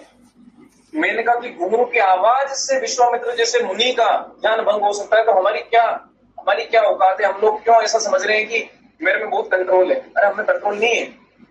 जिस दिन गलत परिस्थिति बनी, हमारा कंट्रोल छूट जाएगा, वो जीवन बर्बाद हो जाएगा हमारा। आजकल बहुत कॉमन हो गया है ये जो एक्स्ट्रा मैरिटल अफेयर्स। लोग, शुरुआत कहां से होती है? शुरुआत खाली होती है, अरे हम तो दोस्त हैं, अरे तुम्हें क्या दिक्कत है, हम तो दोस्त हैं। लेकिन हमारे शास्त्रों में ऐसी चीज मना करी है। एक स्त्री और एक पुरुष का हस्बैंड वाइफ के अलावा ज्यादा कनेक्शन नहीं होना चाहिए। इनफैक्ट हमारे शास्त्रों में इतना तक लिखा होता है कि एक माँ और एक पुत्र को अकेले कमरे में एक चादर पे नहीं बैठना है, जो सेम चादर है उस पर भी नहीं बैठना। एक माँ और पुत्र को क्यों समझाते हैं हमारे शास्त्र ऐसा? कि हम लोग जानवरों के शरीर से होके आए हैं। एक सुअर, एक कुत्ता, क्या वो चिंता करते हैं कौन मेरी माँ है और कौन मेरा क्या है? उन योनियों से जब हम होके आते हैं तो उन योनियों के संस्कार हमारे बुद्धि में रहते हैं, क्योंकि हमारा मन इतना दूषित है कि हर योनि का संस्कार लेके घूम रहा है। कभी हम सुअर योनि में गए तो वहां का भी संस्कार है, कभी हम गाय की योनि में गए तो वो भी संस्कार है। ये सारे संस्कार जब हमारे मन में रहते हैं तो क्या भरोसा कौन सा संस्कार कब हावी हो जाए हमारे ऊपर। तो जो भी ऐसी खबर जो कि आप इमेजिन भी नहीं कर सकते, कलयुग में सब पॉसिबल है। तो इसलिए क्या बोला जाता है कि स्त्री और पुरुष को अलग अलग रहना चाहिए, अकेले में बातचीत नहीं करनी, ये सब नहीं करना। तो ये शास्त्र क्यों सिखाते हैं? ताकि आप कहीं ऐसा ना हो कि आपका पैर फिसल जाए और सब गड़बड़ हो जाए। ये मनुष्य जीवन जो है, छोटी सी तुच्छ चीज में आप खो दो मनुष्य जीवन। तो जो नियम कायदे हमको बताए जाते हैं, ऐसे ही नहीं है कि अरे पुराने लोग थे। अरे पुराने लोग नहीं थे। हो सकता है कि उन्होंने आपको कारण नहीं समझाया हो, लेकिन उनके जो लोग थे पुराने, उनको कारण भी पता था और उनको सब पता था क्यों ये सब करना है। लेकिन बाद में लोगों ने क्या कि रूढ़िवादी बात है कि हाँ बस ये ऐसी हो गई कि हाँ ठीक है हमको बोला था, हम तुमको बोल रहे हैं। तो फिर आज की जनरेशन का कॉन्फिडेंस ही चला गया कि इसका मतलब क्या है, इसको फॉलो करना है कि नहीं करना है, कि ये बस ऐसी टाइम पास की बात है। तो ये जो चीज है, इससे हमको समझ में आता है कि हमको इंद्रियों पे कंट्रोल करना पड़ेगा। और भगवान क्या बोल रहे हैं कि जो इंसान, जैसे सर्दी हो चाहे गर्मी हो, कोई सा भी मौसम हो, उससे ज्यादा विचलित नहीं होता है। ठीक है, थोड़ा दुख आ रहा है, थोड़ा टाइम रहेगा। कौन सा ऐसा दुख है जो कि हमारे पैदा होते चालू हुआ था और अभी तक भी बैठा हुआ है? कोई भी नहीं होगा। लगभग चला गया होगा, 2 साल 5 साल 10 साल में चला गया होगा। ठीक है, कोई दर्द आया होगा तो 2 महीने 5 महीने 6 महीने में चला गया होगा। हो सकता है कोई बड़ी बीमारी हो तो 8 10 20 साल में चली गई होगी। लेकिन हमको ये देखने की जरूरत है कि जब ये चीजें कुछ भी हमारे साथ में, मतलब न तो सुख रुक रहा है न दुख रुक रहा है। कौन सी ऐसी खुशी है जो रुक गई आज तक? कितनी बार हम लोग कितने भोग के आनंद कर लिए, ऐसा लगा कि आज तो मैं स्वर्ग में ही आ गया। आज क्या हम उसको याद करके सब महसूस कर सकते हैं यार मेरा स्वर्ग में गया था, क्यों नहीं मजा आ रहा है मेरे को, मेरा स्वर्ग में जाके आया मुझे मजा क्यों नहीं आ रहा है? बोलते ना कश्मीर स्वर्ग है, हम जाके आए हैं वहां पे, लेकिन आज ज्यादा याद नहीं रहता कुछ भी, थोड़ा बहुत लगता है, कभी कभी फोटो देख लो तो थोड़ा बहुत। तो उससे क्या हम बोल सकते हैं कि हम लोग चाहे जितनी भी बड़ी से बड़ी चीज का भोग कर लें, थोड़े टाइम बाद वो जीरो हो जाती है ना, थोड़े टाइम बाद सब जीरो हो जाता है। चाहे आप कितना ही डिटेल में एकदम फोकस होकर उसका भोग कर लो, जीरो हो जाता है। तो भगवान ने ये संसार बनाया ही इसलिए कि भौतिक सारी चीजें खत्म हो जाए और जो आध्यात्मिक चीजें हैं, जो एक्चुअल में रहने वाली है, सतत मतलब हमेशा के लिए रहने वाली है, वो कभी खत्म नहीं हो सके। यानी कि वो आत्मा इस शरीर से निकल के दूसरे शरीर में चली जाए। लेकिन ये जो शरीर है इसको चलो जलाओ, खत्म करो इसका काम, ठीक है। तो भगवान वहां से शुरू करते हैं कि अर्जुन तुम तो इन शरीरों से मोह कर रहे हो, ये पितामह तो तुम्हारे सामने खड़े हैं, तो कि मैं इस जन्म के पिता हैं क्या? कोई हर जन्म के पितामह है क्या तुम्हारे? तुम भाई जब धर्म की तरफ से युद्ध कर रहे हो तो लड़ो और मारो इनको। मतलब आपको ये जान के आश्चर्य होगा कि एक इंसान को जब मारा जाता है जान से, अगर धर्म के सम्मत मारा जाता है, बहुत भला हुआ उसके साथ में। अगर कोई इंसान ने किसी का मर्डर किया तो उसको सजा मनुस्मृति में क्या दी जाती है कि किसी भी इंसान ने अगर किसी का मर्डर किया तो उसको सजा मिलनी चाहिए, मौत की सजा। वो क्यों मिलनी चाहिए मौत की सजा? ताकि उसकी जल्दी मुक्ति हो, अगले जन्म में उसको ज्यादा परेशान ना होना पड़े। लेकिन अगर उस इंसान को मौत की सजा नहीं मिली, वो छिपके रह गया, पता नहीं चला, किसी को पूरा जीवन निकाल लिया, सैकड़ों जन्म लग जाएंगे उसको वो पाप को धोने में। तो उससे तो बढ़िया है ना कि इस जन्म में उसको सजा मिल जाए। यानी कि अर्जुन तो बढ़िया ही काम कर रहा था, ये सारे अधर्मी थे, मारो ना इनको, यहीं पे अधर्म की तरफ से लड़ने आए हैं तो इनके पाप तो बटेंगे, ये लोग सब अधर्म की तरफ से लड़ने आए हैं तो इनको मारो। लेकिन वो क्या है, एक क्षत्रिय को, एक राजा को जो ताकत दी जाती है किसी को भी मृत्यु दंड घोषित करने की, उसको पाप नहीं लगेगा। क्यों पाप लगेगा? वो तो उसकी ताकत में रहकर कर रहा है ना। ऐसे हम मार देंगे तो पाप लगेगा कि हमें तो भी किसी ने ताकत दे दी कि भाई आप जाके कर दो। कौन सी बार हमारे मन में आ जाता है इस आदमी ने मेरे साथ ऐसा किया, इसको मैं सबक सिखाता हूँ। अरे भाई हम कौन होते सबक सिखाने वाले? ये मेंटेलिटी नहीं रखनी चाहिए। या तो हम कोई जज हो कि भाई हमें कटघरे में किसी को पेश करा और हम उसको सबक सिखा रहे हैं या हम उसको वो कर रहे हैं, या हमारी कोई अथॉरिटी हो, मतलब हमारा कोई उसमें बोल सकते अधिकार हो उसके ऊपर किसी तरीके का सबक सिखाने लायक, तो वो ठीक है। लेकिन कभी भी अगर आपके माइंड में ऐसी मेंटेलिटी आती है कि इसको मैं सबक सिखाता हूँ, ये गलत मेंटेलिटी, उसमें फिर क्या हो रहा है ना, आप भगवान का काम अपने हाथ में लेना चाह रहे हो। आप ही सबक सिखा लोगे ना, आप ही सब कर लोगे तो भगवान क्या करेंगे? भगवान का तो फिर कोई मतलब ही नहीं, आप ही कर लो फिर पूरा निपटारा, है ना। आप ही फिर इसकी आत्मा को नरक भी भेज दो। हमको जितना हमारा दायरा मिला है उतना ही कर्म करना चाहिए, अननेसेसरली इधर उधर की चीजों में नहीं पड़ना चाहिए कि हम लोग किसी को सबक सिखा रहे हैं और उसने आपके साथ बुरा किया, आप साइड में हो लो और उसको सजा भगवान उसकी देंगे, जो भी करेंगे। लेकिन आप अपना चित्त, अपना मन और दूषित मत करो। ये जो सारा शरीर से रिलेटेड चीजें हैं, ऐसे भी चली जानी है थोड़े टाइम। किसी ने आपका अपमान भी करके तो क्या हो जाएगा, थोड़े टाइम बाद वो भी चला जाएगा, आप भी चले जाओगे। लेकिन ये सब चीजें हम आज की जो छोटी छोटी चीजें इनसे क्यों दूषित है? हमको चमड़ी का रोग हो गया है, चमड़ी रोग हो गया हमको, चमड़ी रोग। यानी जो चमड़ियां हमारे घर में पैदा हुई उनसे हमको अटैचमेंट हो गया है। अरे चमड़ी तो तुम्हारे घर के साइड में जो गरीब आदमी उसमें भी है, उससे क्यों नहीं तुमको इतनी मोह आया है? उससे क्यों नहीं इतना सोच रहे हो उसके बारे में? घर के साइड में जो गरीब आदमी है वो भी तो भगवान का अंश है, उसके हृदय में भी तो परमात्मा बैठे हैं। खाली उसकी चमड़ी किसी और के गर्भ से निकली और आपकी चमड़ी आपके परिवार वाले के गर्भ से निकली तो आप उसको अटैच हो गए परिवार वाले से। लेकिन जो साइड वाला इंसान था, जो पास के घर में गरीब आदमी था, उससे तो नहीं हुआ बिल्कुल। उसको बोलते चर्म रोग। एक साधु में, एक संत में, एक बड़े वैष्णव भक्त में चर्म रोग नहीं होता है। वो अपने परिवार को भी सम दृष्टि से देखता है जिससे मैं किसी और को देखता है। वो एक जानवर को भी उस दृष्टि से देखता है जिससे किसी उसको देखता है। वो जानवर की भी रिस्पेक्ट करता है, यार ये भी है तो आत्मा ही ना, भगवान का अंश, मैं इसको लात क्यों मारूं, मैं इसको पत्थर क्यों मारूं? वो उसकी भी इज्जत करता है। क्यों करता है इज्जत? उसको पता है, मतलब अननेसेसरीली किसी भी जीव को हमारे को कोई अधिकार नहीं दिया है भगवान ने कि हम किसी भी जीव को प्रताड़ना दे सके, किसी भी जीव को मजा चखा सके कि अच्छा इसको मजा चखाते, ये हमको अधिकार नहीं है। भगवान ने उसको जीव योनि में किस लिए भेजा है? भोग करने के लिए भेजा है। जीव योनि में किसी चीज का पाप नहीं लगता है, मनुष्य योनि में सब चीजों का पाप लगता है, पुण्य लगता है। जीव योनि में न तो वो पुण्य कर सकता है न वो पाप कर सकता है। लेकिन हम कौन होते फिर उसको सजा देने वाले? जब उसको पाप ही नहीं लग रहा है, हम कौन होते? हमें कोई अधिकार नहीं।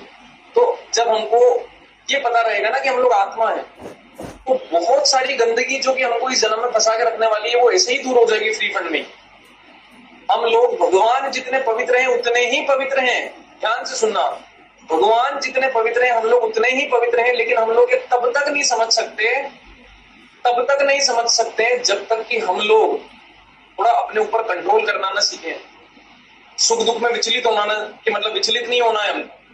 हर छोटा सा सुख आया तो ओए मजे आ गए, छोटा सा दुख आया तो अरे बाप रे क्या हो गया। ये करने से आप जीवन के परम लक्ष्य को भूल जाओगे। थोड़े टाइम में बहुत दुख आ सकता है जीवन में, हो सकता है कोई बीमारी आ जाए शरीर में, हो सकता है उसके बाद तो दिमाग ही काम न करे। तो जितना जल्दी पता चले उतना जल्दी भगवान के और हमारे अस्तित्व को सही तरीके से समझ लेना हमारे लिए बहुत जरूरी है।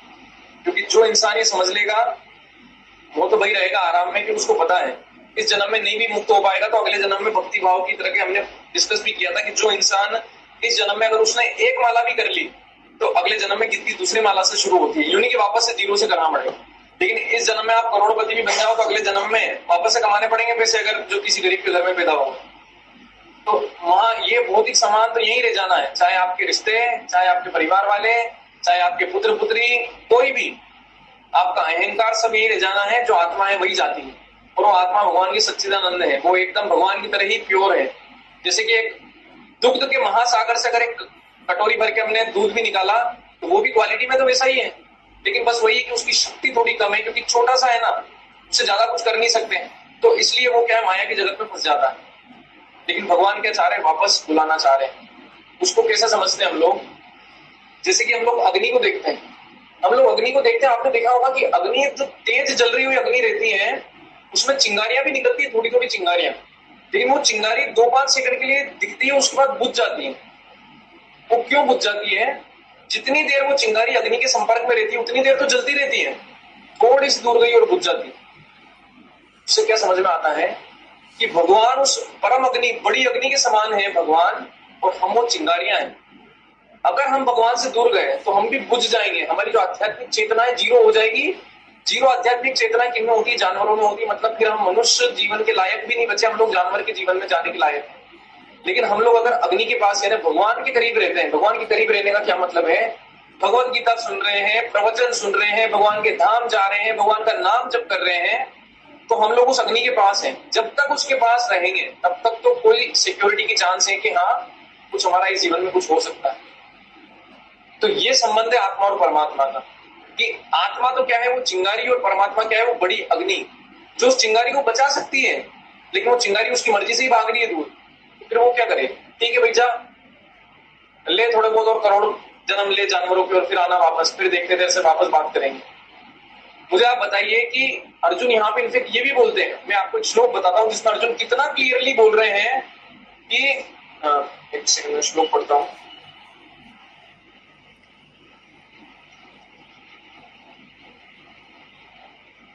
देखिए, है ना, अभी जो हमने डिस्कस किया अर्जुन भी बोल रहे हैं, ठीक है। मुझे ऐसा कोई साधन नहीं दिखता, यानी कोई तरीका नहीं दिखता जो मेरी इंद्रियों को सुखाने वाले, मेरी इंद्रियों को सुखा रहा है, मतलब गला सूख रहा है, आंखों में आंसू आ रहे हैं, समझ नहीं आ रहा है क्या करना है, इस शोक, इस दुख को दूर कर सके।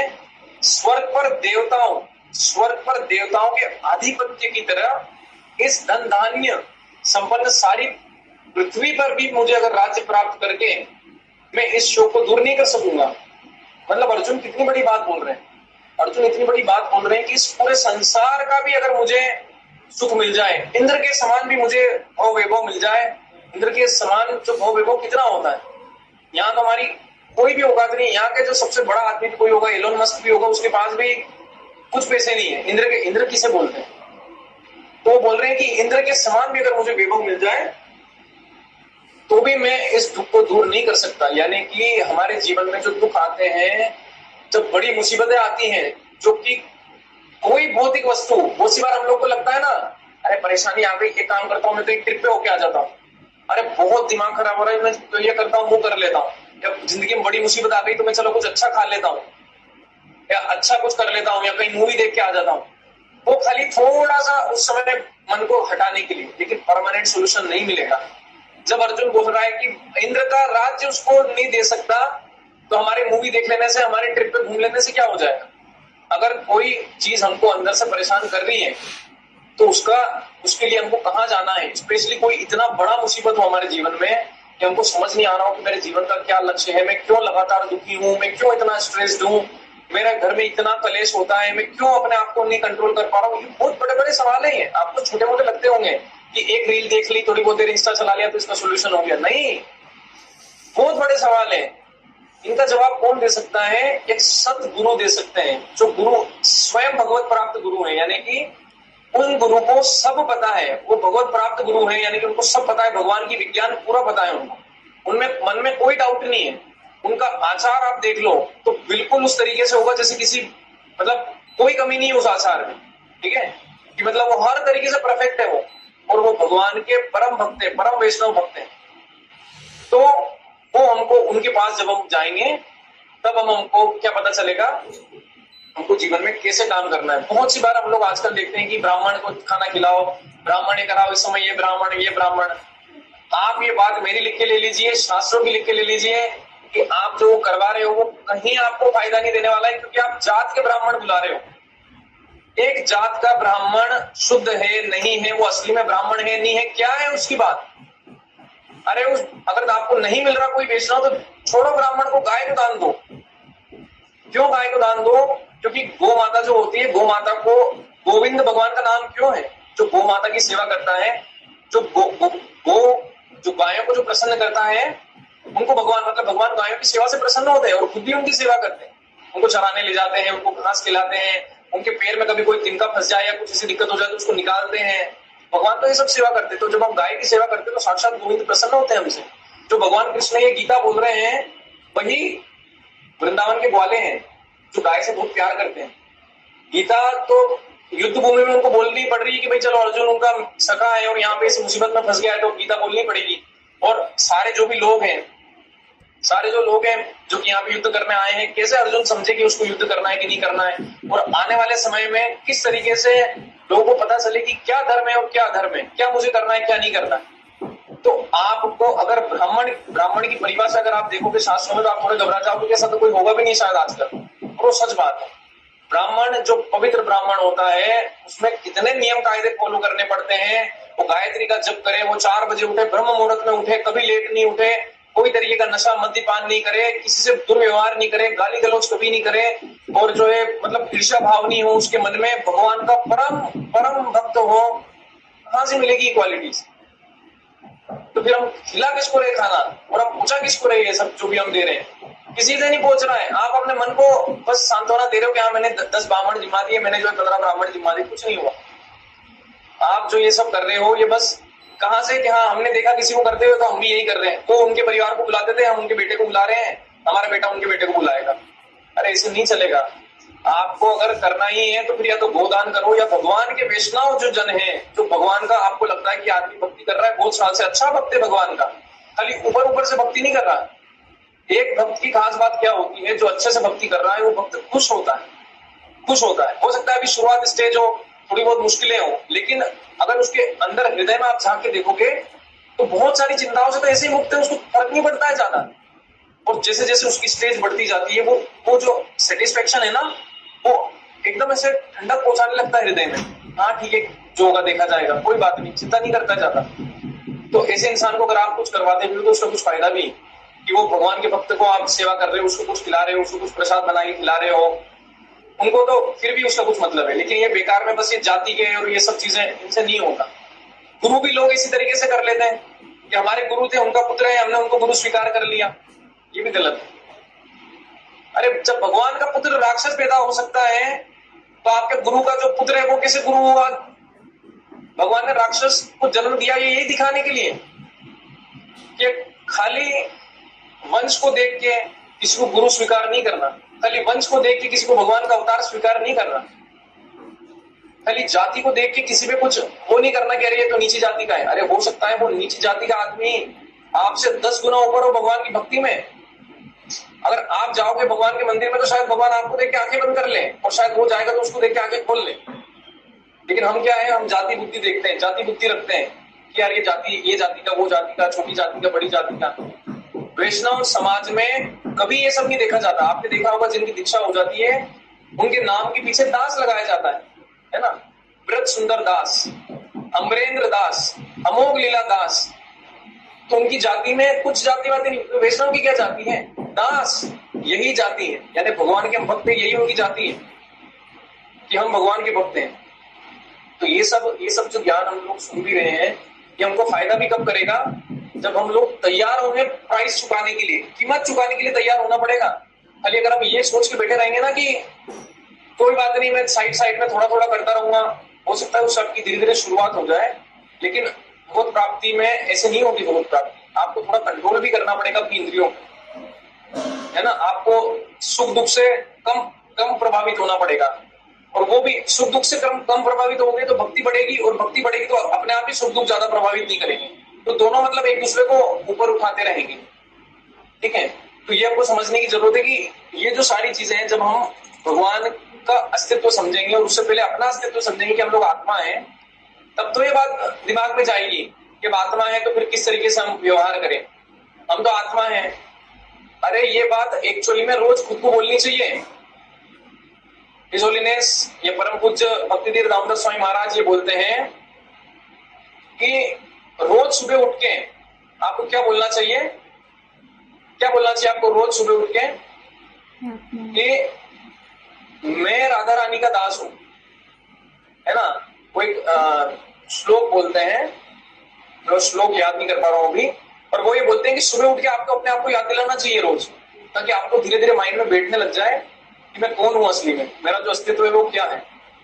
तो हम जो अपने आप को समझ के बैठे ना कि ये शरीर है, ये मेरा नाम है, ये वो है, ये मेरे परिवार वाले हैं, इस गांव में मैं रहता हूँ, ये तो सब अभी इस शरीर की पहचान है, आपकी पहचान नहीं है। अगर आप किसी गुरु के पास मिलने जाएं या किसी आध्यात्मिक जगह में आप रहना शुरू कर दें, वहां पे कोई भी आदमी कहाँ वो पैदा हुआ था इन सब बारों में तो बात भी नहीं करता है, कहाँ पैदा हुआ था और कहाँ क्या हुआ था। वो क्या अपनी आइडेंटिटी क्या बताता है कि ये मेरे गुरुदेव हैं, मैं इनका शिष्य हूँ। ये नहीं बोलता मैं वहां से आया और मैं फला ठिकाना हूँ और ये मेरी जॉब है और ये उतना बात तो करते ही नहीं है। ये मेरे गुरु हैं, मैं उनका शिष्य हूँ, इतने साल पहले मेरी दीक्षा हुई।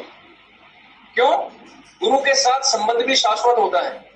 जिस तरीके से हमारा आत्मा में परमात्मा के साथ हमारा संबंध है, जो प्रामाणिक गुरु है उसके साथ आपका संबंध शाश्वत है। अगर प्रामाणिक गुरु से आपने दीक्षा ली और प्रामाणिक गुरु से दीक्षा के बाद में आपने उनकी दीक्षा के सारे नियमों का पालन किया, अगले जन्म में भी वो गुरु आ जाएंगे आपको बचाने के लिए, क्योंकि वो गुरु इस भौतिक जगत से नहीं कि उनका ये शरीर है बस तभी तक ये आपके साथ में और उसके बाद में आपका काम आप जानो, नहीं। अरे ये शरीर तो बस दिख रहा है उनका, वो ऑलरेडी सबसे मुक्त है, इस सब मोह माया जगत से मुक्त है। वो यहाँ पे क्यों बैठे हुए हैं? हम जैसी आत्मा को उद्धार करने के लिए। तो एक गुरु, अगर इस जीवन को हमको नैया को पार लगाना है तो एक गुरु चाहिए ही होगा। ये तो भगवान आते हैं, भगवान को क्या जरूरत है गुरु लेने की? भगवान क्यों जाके गुरु बना रहे हैं? जब भगवान आए राम के रूप में क्यों गुरु धारण किए, है ना। फिर भगवान जब कृष्ण के रूप में आए तो फिर क्यों गुरु धारण किए? सांदीपनि मुनि से क्यों गुरु? सब जब उनको आता ही है, भगवान क्यों ये नियम नहीं तोड़ते हैं कि आने वाले टाइम में लोग मुझे देख के राज डांस तो करने की कोशिश करेंगे।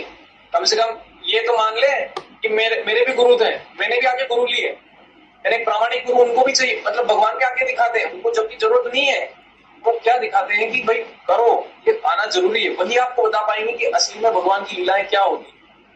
तो हम कुछ समझ नहीं पाएंगे। हम शास्त्र भी पढ़ेंगे तो उल्टे सीधे मतलब निकालेंगे, या कोई ऐसे लोगों से सुनेंगे जिनको कुछ उस बारे को गलत तरीके से समझाते हैं, तो उससे क्या होगा? जो हमारी और बुद्धि है वो और कम हो जाएगी, और हम गलत जगह पे उस सारे ज्ञान का उपयोग करेंगे जहां पे हमको नहीं करना चाहिए। ठीक है, तो हमको क्या है, हमने ये देखा कि हमको कीमत चुकाने के लिए तैयार रहना पड़ेगा। अब हम कुछ ऐसे श्लोक देखते हैं जिसमें भगवान आत्मा के बारे में क्या बोल रहे हैं।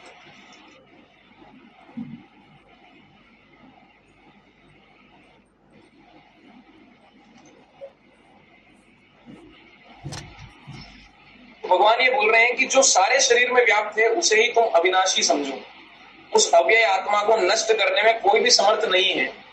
सारे शरीर में व्याप्त है मतलब आपने बोला ना कि जो आपकी चेतना है कि यहाँ पे टच कर रहे हो तो पता चल रहा है, कुछ सुन रहे हो तो पता चल रहा है, यहाँ पे टच कर रहे हो तो पता चल रहा है, सुन रहे हो तो पता चल रहा है। ये चेतना किसमें रहती है? जिंदे व्यक्ति में रहती है। जिंदे और मृत में क्या अंतर है? खाली आत्मा का अंतर है। एक छोटी सी बाल के अग्र हिस्से के 10,000वें भाग के बराबर साइज की इतनी छोटी सी चीज का अंतर है बस। जैसे वो यहाँ से निकल गई, मृत घोषित हो गया आदमी, चलो जाओ जलाओ इसको, कोई मतलब नहीं है इससे। तो यानी कि वो हमारे पूरे शरीर में उसका जो इफेक्ट रहता है पूरे शरीर में रहता है। जो आत्मा रहती है ना, भले हृदय भाग में रहती है, इफेक्ट पूरे शरीर में रहता है। उसकी वजह से ही हम फील कर पाते हैं। तो अगली बार आप जब कुछ चीज महसूस करो, ठंडी गर्म या कुछ भी, या कुछ स्वाद चखो या कुछ कान से कुछ सुनो या नाक से कुछ सुनो, तो अपने आप को ये याद दिलाना कि ये मेरी आत्मा की वजह से हो रहा है। इस शरीर में दम नहीं है। इस शरीर में दम होता तो मृत आदमी भी खूब नाचता कूदता, जो खूब आनंद करता। वो तो पड़ा हुआ है बेचारा। वही शरीर 5 मिनट पहले हंसता खेल रहा था, वही शरीर अभी लेटा हुआ है। क्या कम हो गया? वजन तोल लो उसका, कोई चीज निकल के नहीं गई। आत्मा निकल के गई बस उसकी, जो कि इतनी छोटी होती। जब ये समझ में आ गया हमको अच्छे से कि आत्मा ही है हम लोग, ये शरीर नहीं है, तो हम सोचेंगे कि जब हम आत्मा ही है तो चलो इसके लिए भी कुछ करें। इस शरीर तो अभी चले जाएगा। आप मुझे बताइए कि कोई आदमी डूब रहा है, ठीक है, आदमी डूब रहा है, और उस डूबते हुए आदमी ने जो है उसका शर्ट भी निकाल दिया। कैसे कैसे, मतलब हड़बड़ाहट में ऐसे करा तो उसका शर्ट निकल गया। आप उस डूबते हुए आदमी को बचाओगे कि उसके साथ साथ उसका शर्ट भी बचाने जाओगे? अरे जाए भाई, शर्ट जाए बाहर में, इस आदमी को बचाते हैं अपन। यानी कि ये डूबते हुए इंसान के कपड़े की चिंता मत करो। यानी कि हमारी जो आत्मा इस भौतिक जगत में पहले ही फंसी हुई है, थोड़े साल बाद डूब जाएगी, इस कपड़े की चिंता मत करो।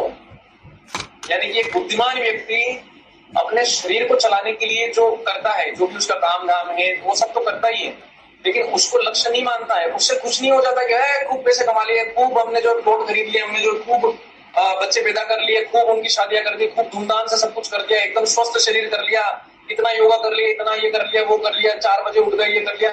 सब कुछ जीरो है। अगर आपने आत्मा के लिए नहीं किया, सब कुछ जीरो। यानी कि मरते हुए आदमी, डूबते हुए आदमी के खाली कपड़े लेके आ गए, कह रहे हैं आदमी क्या काम, उसका शर्ट तो बच गया, कुछ काम का नहीं। भगवान ये बोल रहे हैं कि मरते हुए आदमी के कपड़ों से प्रेम मत रखो, ये कपड़े अपने भी जाने हैं। जब हम, आप ये देखिए कि जैसे आत्मा कपड़े बदलती है, ये शरीर हमारा देखिए पूरा चेंज हो रहा है। हम छोटे से थे, माँ के गर्भ में एक बिल्कुल मटर के दाने की तरह होते हैं एकदम शुरुआत में। जब हम पैदा ही होते 2-3 दिन की बात है, जब हम 2 या 3 दिन के होते हैं, मटर के दाने, हमारे शास्त्र में पूरा वर्णन है साइज के साथ में, क्योंकि हमारे शास्त्र में कोई कमी है क्या? कोई तरीके की कमी नहीं है, पूरा विज्ञान भरा हुआ है। बोलते एक मटर की साइज होती है हमारी 2-3 दिन के बाद में। वो मटर धीरे धीरे बड़ा होता है, इतना बनता है, फिर ऐसे बनता बनता माँ के गर्भ में पूरा बच्चा बनता है, फिर बाहर आता है। तो हमारा शरीर तो हर सेकेंड मर रहा है और नया शरीर मिल रहा है। जो आप 10 साल पहले थे, आज तो वैसे नहीं दिखते हो, तो पुराना शरीर तो मर गया मतलब। लेकिन आज भी अगर आप अंदर महसूस करोगे, ध्यान से देखने की कोशिश करोगे, तो आज भी आप वही आत्मा हो, आज भी आप वही बच्चे हो जो आप 6 साल की उम्र में थे, 8 साल की उम्र में थे, 10 साल की उम्र में थे। आप सोचते हो लोग कहते कि बड़े हो गए, मैं तो बड़ा हो नहीं रहा हूं यार। अरे बाहर वाले लोग कहते कि बड़े हो गए। आत्मा का न कोई आदि है, ना आत्मा का कोई अंत है। आत्मा न कभी पैदा हुई थी, ना आत्मा कभी मरेगी। आत्मा भगवान से आती है और सदैव रहती है। ये बात भगवान बोलेंगे अभी कि आत्मा ऐसा नहीं कि आज है और कल नहीं है। तो भगवान बोल रहे कि अर्जुन तुम फिर चिंता क्यों कर रहे हो? तो आत्मा है तो लोग सारे, तुमको मार भी दोगे तो क्या हो जाएगा? तुम आत्मा को मार तो सकते नहीं हो, शरीर मरेगा उनका। ऐसे भी ये लोग पापी है, इन्हीं का भला हो जाएगा, इनकी आत्मा अगले रास्ते में जाएगी। क्यों तुम वो कर रहे हो? जब अज्ञानता हमारा सिर पकड़ लेगी, जब अज्ञानता हमको मोह माया में ढक लेगी, ये जीवन हमारा बर्बाद करना सुनिश्चित है। हम नहीं समझ पाएंगे हमारा क्या लक्ष्य है, हम नहीं समझ पाएंगे। इसलिए हमको क्या है, गुरु की शरण पकड़नी है, गुरु के पास जाने की कोशिश करनी है।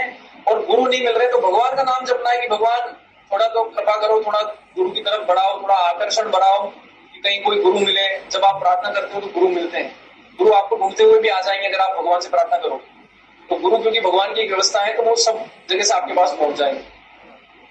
तो ये सब जब चीजें हमको पता चलेगी, तब हमको पता लगेगा कि हमको क्यों चिंता करनी, किस चीज की कितनी चिंता करनी। हम लोग क्या है, शरीर की चिंता करने में रह जाते हैं, आत्मा की तो सोचते भी नहीं है। शरीर में कुछ भी होगा तो भागेंगे हॉस्पिटल। अरे हमारी आत्मा सड़ रही है 40 साल से यहाँ अंदर बैठी बैठी, क्यों सड़ रही है? क्यों गंदगी में रख के बैठे हुए हैं उसको, भगवान का नाम ले नहीं रहे हैं, कोई आस्था नहीं है, कोई कुछ नहीं है, उसको नहीं पसंद आ रहा है। ये जो हमको लगता है ना कि हम लोग इतना सब कुछ कर लिया यार, इतना सब कुछ अचीव कर लिया लाइफ में, क्यों सेटिस्फाइड नहीं है, क्यों खुश नहीं है, संतुष्टि क्यों नहीं हो रही है हृदय में? अरे संतुष्टि होगी कहां से? आप तो आत्मा हो। ये शरीर को टाइम पास कर लिया, थोड़ी देर आपने इंस्टाग्राम चला लिया, कुछ खिला दिया, कहीं घुमा के ले आए, क्या हो जाएगा उससे? आत्मा को क्या ये सब चाहिए? अरे वो आत्मा भगवान जो भगवान रूपी अग्नि का जो चिंगारी है वो है, उसको भगवान के पास ले जाओ ना, वो खुश हो जाएगा। एक इसका दूसरा उदाहरण आप इसे देख सकते हैं कि आइस क्यूब की ट्रे है। आइस क्यूब की ट्रे जब तक फ्रीजर में है, भले 10 साल पड़ी रहेगी तो जमी ही रहेगी वहां पे, कोई दिक्कत नहीं। वही आइस क्यूब की ट्रे देके बाहर निकाल के रख दो आप आधे घंटे, पूरी पिघल जाएगी। मतलब उसको अच्छा नहीं लग रहा है, उस बर्फ को पूरा पिघल गया बेचारा यहाँ आके। तो वही हमारी स्थिति हो जाएगी। अगर हम भगवान से दूर गए तो क्या होगा, हम अपने अस्तित्व को भूल जाएंगे। हम आज भी वापस से भगवान की चेतना में जा सकते हैं अगर कोई हमको उठा के वापस से फ्रीजर में रख दे। मतलब अगर हम आइस क्यूब वाला एग्जांपल देख रहे हैं, बर्फ वाला एग्जांपल, कोई हमको फ्रिज में जाके रख दे तो हम वापस से बर्फ बन जाएंगे। कोई ऐसा थोड़ी कि वो पानी या बर्फ नहीं बन सकता, बन सकता है। ले जाओ वापस उस चेतना को, वहां पे जाके लगाओ भगवान के चरणों में। जब वो चेतना आपकी भगवान के चरण में लग गई तो जो भौतिक जीवन की मुश्किलें हैं, भौतिक जीवन की परेशानियां हैं, कम लगने लगेंगी। आप ये समझो कि अगर आपको ये समझ में आ जाए कि यहाँ जो कुछ भी ये सब चल रहा है तो नाटक है, तो ये तो नाटक है, इनसे ज्यादा काम धाम नहीं है मुझे बस कितना है कि हाँ भाई ये जीवन मेरा निकल जाए और मैं भगवान की भक्ति कर पाऊं। अगर आप कोई ऐसी नौकरी में हो जो आपको भगवान की भक्ति नहीं करने देती है, उसको छोड़ दो, या फिर उसमें कुछ ऐसी कोई टेक्निक निकालो जहां से आप उसको कर सको। क्यों? क्योंकि यही नौकरी आपका कारण बनेगी इस आत्मा के जानवर की योनि में जाने का। क्यों? क्योंकि आप भगवान की भक्ति तो करते ही नहीं। तो भगवान तो हमको बुलाने के लिए लालायित है, लेकिन हमें भी जाना पड़ेगा, हमें भी तो उनकी तरफ आकर्षित होना पड़ेगा, राइट? तो ये जो आत्मा है, हम अब अगले क्लास में देखेंगे कि आत्मा कैसे कोई उसको जला नहीं सकता है, काट नहीं सकता है। वो सारे श्लोक भगवान बोलते हैं। आज थोड़ा सा हमने क्या किया कि बस ये चर्चा करी कि आत्मा का अस्तित्व समझना कितना ज्यादा जरूरी है। ये भी अगर हमारे माइंड में रेगुलर चलता रहा, मैं बोलूंगा कि 1 महीने के अंदर आपको डिटैचमेंट अपने आप फील होने लगेगा। मतलब अनासक्ति अपने आप होने लगेगी। क्या छोड़ यार, मत कर लड़ी झगड़ा, क्या मिलेगा इसमें, अपने आप ऐसा मन में आने लगेगा। क्यों आने लगेगा? और जिस इंसान के लिए आने लग गया है, बहुत अच्छी बात है, बहुत अच्छी बात है। आप सही ट्रैक पे हो, बस भगवान का नाम जपते रहो, धीरे धीरे वैराग्य बढ़ता जाएगा। भगवान के नाम जप में शास्त्र में आता है, अविस्मृति कृष्ण पदार विंदयो क्षीणोति अभद्राणि शम कनोति सत्वस्व शुद्धिम परमात्म भक्तिम ज्ञानम च विज्ञानम विराग युक्तम। कहां पे आता है? श्रीमद् भागवतम में। भगवान का स्मरण करने से 7 चीजें होती है, वो सुनिश्चित है, होना शुरू हो जाती है। जितना अच्छे से करोगे उतनी अच्छी आपको दिखने लगेगी। ठीक है? अविस्मृति कृष्ण पदार विंदयो क्षीणोति अभद्राणि। अभद्राणि मतलब कि कितनी भी कोई बड़ा नुकसान आपका होने वाला था, क्षीणोति, उसको भगवान कम कर देते हैं, बहुत कम कर देते हैं। क्षीणोति अभद्राणि यानी कि अभद्राणि मतलब कि नुकसान होने वाला था, कोई बहुत भयंकर कुछ सिर पे पत्थर गिरने वाला था, बहुत बड़ा पर्वत गिरने वाला था, भगवान ने कंकर मार देंगे, बस बहुत कम कर देंगे उसको। ठीक है? शम तनोति, शम तनोति, शम मतलब जो आनंद आपके जीवन में आने वाला है, उस आनंद को भगवान हजारों गुना बढ़ा देंगे। यानी कि आपकी तो औकात थी 10,000 रुपए महीने की नौकरी करने की, भगवान आपको 1 लाख रुपए की महीने की नौकरी भी दिला सकते हैं। क्यों दिला सकते हैं? अगर वो नौकरी आपको मदद करेगी भगवत प्राप्ति में तो। क्योंकि अंत में तो भगवान क्या चाहते हैं कि आप जाओ भगवत धाम। वो ये नहीं चाहते कि आप लोग यहीं फंसे रह जाओ। अगर कोई चीज आपको फंसाएगी तो आपसे छीन भी लेंगे। आप मुझे बताइए, आप अगर भगवान से कोई एक ऐसी चीज मांगे कि भगवान मुझे दे दो, भगवान मुझे दे दो, और वही अगर आपका अगले साल जाके मृत्यु का कारण बन जाए। कोई कार आप भगवान से बहुत मांग रहे थे और उसी कार में आपकी मृत्यु होने हो अगले साल, तो बढ़िया है ना? भगवान बोलते कि नहीं मिलेगी तेरे को कार, भाग यहाँ से। लेकिन हम लोग ये बात कहाँ समझ रहे हैं? हम तो अपने हिसाब से हम भगवान को ऑर्डर देते हैं, भगवान से प्रार्थना भी नहीं करते हैं, भगवान को बताते हैं मेरे को क्या चाहिए, उनको पता नहीं है। वो परम पिता परमेश्वर है, उनको पता नहीं हमें क्या चाहिए या हमें किस चीज की जरूरत है। उन्हें हर चीज पता है हमें क्या चाहिए। तो जीवन में जब कभी कुछ चीज हमको मिल रही है या जीवन में कब कोई चीज हमें नहीं मिल रही है, दोनों ही परिस्थितियों में संतुष्ट होकर रहना चाहिए कि भगवान जानते हैं मेरे लिए क्या क्या ठीक है और क्या ठीक नहीं है। और ये बात आपको जान के बहुत आश्चर्य होगा कि एक जो है एक ऐसा इंसान है जो कि भगवान, मीटिंग हमारी शायद थोड़ी देर में खत्म होने वाली है। लिप्सा कितने टाइम में खत्म होने वाली है? I'll manage that and there is not an issue. Okay, तो हमको जो है ये जानने की जरूरत है कि भगवान, एक अभक्त जो इंसान भगवान को नकारता है, जो बोलता है कि नहीं है भगवान, मैं नहीं मानता भगवान में, उसको भी पालन पोषण करते हैं, उसको भी क्या चाहिए क्या नहीं चाहिए सही तरीके से देते हैं। तो ये जो जैसे हमने बोला ना कि मर्डर की सजा भी जो मतलब फांसी की सजा होती है वो भी आपका भले की ही चीज है। तो जज के रूप में भगवान वो जो सजा दिला रहे हैं वो बढ़िया है, उसको मिल गई वो सजा, कम से कम वो अगले जीवन में अच्छी योनि में कुछ करेगा, या उसको मतलब ज्यादा भोगना नहीं पड़ेगा, सैकड़ों सालों तक फंसा नहीं रह जाएगा, राइट। तो शिनोति अपदानी संतनोति सत्वस्व शुद्धि, सत्वस्व शुद्धि मतलब हमारा हृदय शुद्ध होने लगता है। ज्ञानम यानी ज्ञान बढ़ने लगता है, और विज्ञानम यानी कि हम आत्मा क्या है, परमात्मा क्या है, आध्यात्मिक ज्ञान क्या है, सब समझने लगते हैं ऑटोमेटिकली। जब हम लोग भगवान का ध्यान करते हैं, भगवान का नाम जप करते हैं। वैराग्य युक्तम, विराग युक्तम मतलब कि वैराग्य आने लगता है जीवन में। वैराग्य आने लगता है मतलब अपने आप, अगर कोई इंसान भक्ति भाव कर रहा है और वैराग्य नहीं आ रहा है, यानी या तो वो झूठी भक्ति भाव कर रहा है, या फिर वो जो भी कर रहा है वो गलत, कुछ ना कुछ तो गलत कर रहा है वो। अगर सही तरीके से भक्ति भाव आपने करा तो वैराग्य आएगा ही आएगा, क्योंकि यही उसकी निशानी है, ये वैराग्य ही उसकी निशानी है। तो जब ये आने लग गया तो आपको पता चल जाएगा कि हाँ हमारी भक्ति सही डायरेक्शन में जा रही है, किसी से पूछने की जरूरत नहीं पड़ेगी। अच्छी भक्ति करोगे तो हृदय में पता चलने लग जाएगा कि मैं सही दिशा में जा रहा हूँ, और जब करते रहोगे तो आपका जो है परम कल्याण भी हो जाएगा। तो ये वाली सारी चीजें हमने डिस्कस की, and thank you so much everyone, सभी ने आपने ज्वाइन किया। अगर कुछ भी चीज अच्छी लगी हो तो मैं आपसे प्रार्थना करता हूँ कि आप उसको अपने हृदय में धारण करें, और भगवान से प्रार्थना करें कि मैं भी अपने हृदय में उस चीज को धारण कर सकूं। किसी का कोई प्रश्न हो तो पूछ सकते हैं। मेरे एक दो सवाल है। तो जैसे कि हमारी जो मैटेरियलिस्टिक डिजायर्स है वो आत्मा की रहती है, क्योंकि वो परमात्मा से परे उनको और कोई इच्छा होती है, ये रहती है। तो हाँ, तो मैं ये बोल रही हूँ कि आत्मा को तो पता है कि वो परमात्मा के अंश है, तो क्या हमारी आत्मा को तड़प नहीं होती कि मैं उनके साथ जाऊंगी? उनको तो पता है ना वो उनके पिता है, वो उनके पास जाने के लिए उनको तड़प नहीं होती है? आत्मा को तो तड़प है, इसीलिए तो हमको वो सेटिस्फाइड फील नहीं करने देती है। लेकिन आत्मा से ज्यादा अभी हमारे शरीर में क्या है, पहले आत्मा है, ठीक है, उसके ऊपर हमारा मतलब ये जो मन का जो कवरिंग होती है, मन जो होता है, और उसके ऊपर ये शरीर है हमारा पूरा, ठीक है। तो आत्मा, ये जो भौतिक शरीर जो हमको दिख रहा है, और मन, ये तीनों, उसको सूक्ष्म शरीर बोलते हैं, जो कि हमको दिखता नहीं है। मन हमको दिखता तो है नहीं, हमारा मन हमको कंट्रोल करके रखता है। हमारी आत्मा तो जाना चाहती है, लेकिन हमारा मन इतना हावी हो चुका है कि आत्मा उसको यूज करे, उसकी बजाय वो मन उसको यूज कर रहा है। बहुत बार ऐसा हम देखते हैं ना कि हमें यूं समझ नहीं आता कि ये आदमी नौकर है कि ये आदमी नौकर है, कि वो उल्टा ही चल रहा है, समझ नहीं आ रहा कि यहाँ काम करता कौन है। तो आत्मा का नौकर मन होना चाहिए, लेकिन मन इतना हावी हो गया और आत्मा बैठ गया, हाँ ठीक है करते रहा तो तेरी मर्जी करता रहे। तो उस वजह से क्या है कि आत्मा तो जाना चाहती है, इसीलिए हमारी उंगली करती रहती है और हमें संतुष्टि नहीं मिलने देती है। चाहे जो मिल जाए, किसी भी तरीके से हमको संतुष्टि नहीं मिलने देती है, लाइफ की किसी भी चीज की क्यों नहीं मिलने देती है? क्योंकि अगर हमको संतुष्टि मिल जाएगी तो हम भगवान को खोजना बंद कर देंगे। तो वो हमेशा अंदर से उंगली करती रहेगी, और उस उंगली को फिर मन क्या सोचता है, अरे मेरा मन कर रहा है शायद कुछ अच्छा खाने का, अरे मेरा मन कर रहा है कहीं अच्छा जाने का, मेरा मन कर रहा है किसी और से संबंध बनाने का। इन सब चीजों को जब इंसान ऐसा सोचता रहता है तो उसका क्या होता है, उसका पतन हो जाता है। क्योंकि वो तो क्या है, आत्मा तो बोल रही है परमात्मा के पास ले चल भाई, और वो जो सोच रहा है मन उसको, क्योंकि उसको तो ज्ञान, हाँ, तो मन इतना हावी हो गया उसके ऊपर, उसको समझने नहीं दे रहा आत्मा की इच्छा क्या है, ठीक है।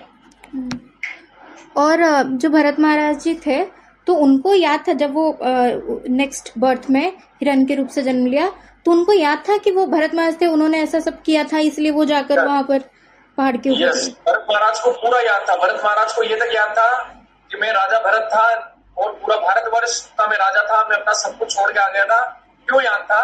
हमने ये पिछली बार भी एक बार डिस्कस किया था कि भगवान के भक्त का कभी अंत नहीं होता है। भगवान मतलब है ना, इस जन्म में नहीं, अगले जन्म में भी आपको बचाने आ जाएंगे। तो भरत महाराज को उनके मोह माया की वजह से जानवर का जन्म तो मिल गया, चलो हिरण का, लेकिन भगवान ने उनकी बुद्धि दे दी, उनको याददाश्त दिला दी कि हिरण की योनि में भी उनको याद रहा कि वो मनुष्य योनि में क्या थे। ऐसा मत सोचना कि आपके घर के बाहर का कुत्ता भी जानता है कि वो कौन सा जन्म में, हर कोई जानवर नहीं जानता है। वो भरत महाराज थे, इतने वैरागी थे, और भगवान ने इसलिए भगवान के भक्त होने की वजह से उनको ऐसी मदद करी, ठीक है। तो हर किसी के साथ ऐसा नहीं होगा। कुछ लोग होते हैं ना कि जो बता देते हैं, मतलब काफी बच्चों को ही हमने देखा था और हमने खुद भी एक्सपीरियंस किया है। हमारे मतलब एक लाइन ने एक बार बोला था, तो क्या सच में उनको याद रहती है? और फिर हाँ, कुछ लोगों को याद रहता है, लेकिन ये आपके लिए एक अभिशाप से कम नहीं है। जो लोग ऐसा बोलते हैं ना मुझे पुराने जन्म की बातें याद है, वो आपके लिए एक्चुअली में बहुत मुसीबत का कारण बन सकती है आगे चलकर। भगवान ने किसी व्यवस्था की वजह से आपके मन में, पर्दे में, आपके मन के अंदर आपके करोड़ों जन्म रिकॉर्डेड है कि आपने 1 करोड़ जन्म पहले क्या क्या जन्म लिया था, क्या किस दिन क्या खाया था, ये भी मन में सब रिकॉर्डेड है। लेकिन भगवान एक पर्दा डाल देते हैं बीच में ताकि इंसान इस जन्म में फोकस कर सके। आपको पुरानी जन्म की वाइफ की याद आ रही है, क्या कर लोगे? ये जन्म संभल नहीं रहा है, लोगों से पुराने जन्म की चिंताएं कर रहे हैं, पुराने जन्म की दुश्मनियां याद आ रही है, पुराने जन्म के उसने उठ के खड़े हो रहे हैं। तो जिन लोगों ने कुछ बुरे कर्म किए होते हैं उनको भगवान ऐसा अभिशाप देते हैं कि अगले जन्म परेशान होगा इस चीज से। तो अच्छी बात नहीं है कि पुरानी याददाश्त हमको है कि पुराने जन्म में हम क्या थे, ये अच्छी बातें नहीं है। ये मतलब ऐसा मत समझना कि बहुत अच्छा आदमी है उसको पुराने जन्म की सारी बातें याद है। वो बात अलग कि कोई योगी हो, कोई सिद्ध हो और उसने अपने योग साधना से ढूंढ ली हो, पर वो अनाथ तो होता, उसको कोई फर्क नहीं पड़ता। उसने देख भी लिया तो ठीक है, वो उसकी बात। लेकिन ये तांत्रिक कुछ रहते हैं जो बता देते हैं, नहीं जानना चाहिए। इस जन्म का तो हैंडल हो नहीं रहा है, पता चले बहुत बुरी तरीके से मौत हुई पुराने जन्म में, कैसे भूल पाएंगे? वापस याद आ गया तो हमारे लिए रिस्क हो जाएगी। ऐसे चीजों में नहीं पढ़ना चाहिए। तंत्र विद्या बहुत खतरनाक है, इसको एक्सप्लोर करना भी बहुत खतरनाक है। तंत्र विद्या में किसी को नहीं जाना चाहिए। तंत्र विद्या बहुत डेंजरस होती है, उसमें बहुत से लोग मृत्यु तक भी पहुंच जाते हैं, क्योंकि वो जिस तंत्र को उजागर करते हैं वो तंत्र ही उनको खा जाता है। कितने ही लोग गांव में सुनने को मिलते हैं कि वो तंत्र विद्या करते थे, एक दिन मर गए अचानक से, बहुत बुरी मौत। ठीक है, तो नहीं करना चाहिए ऐसा।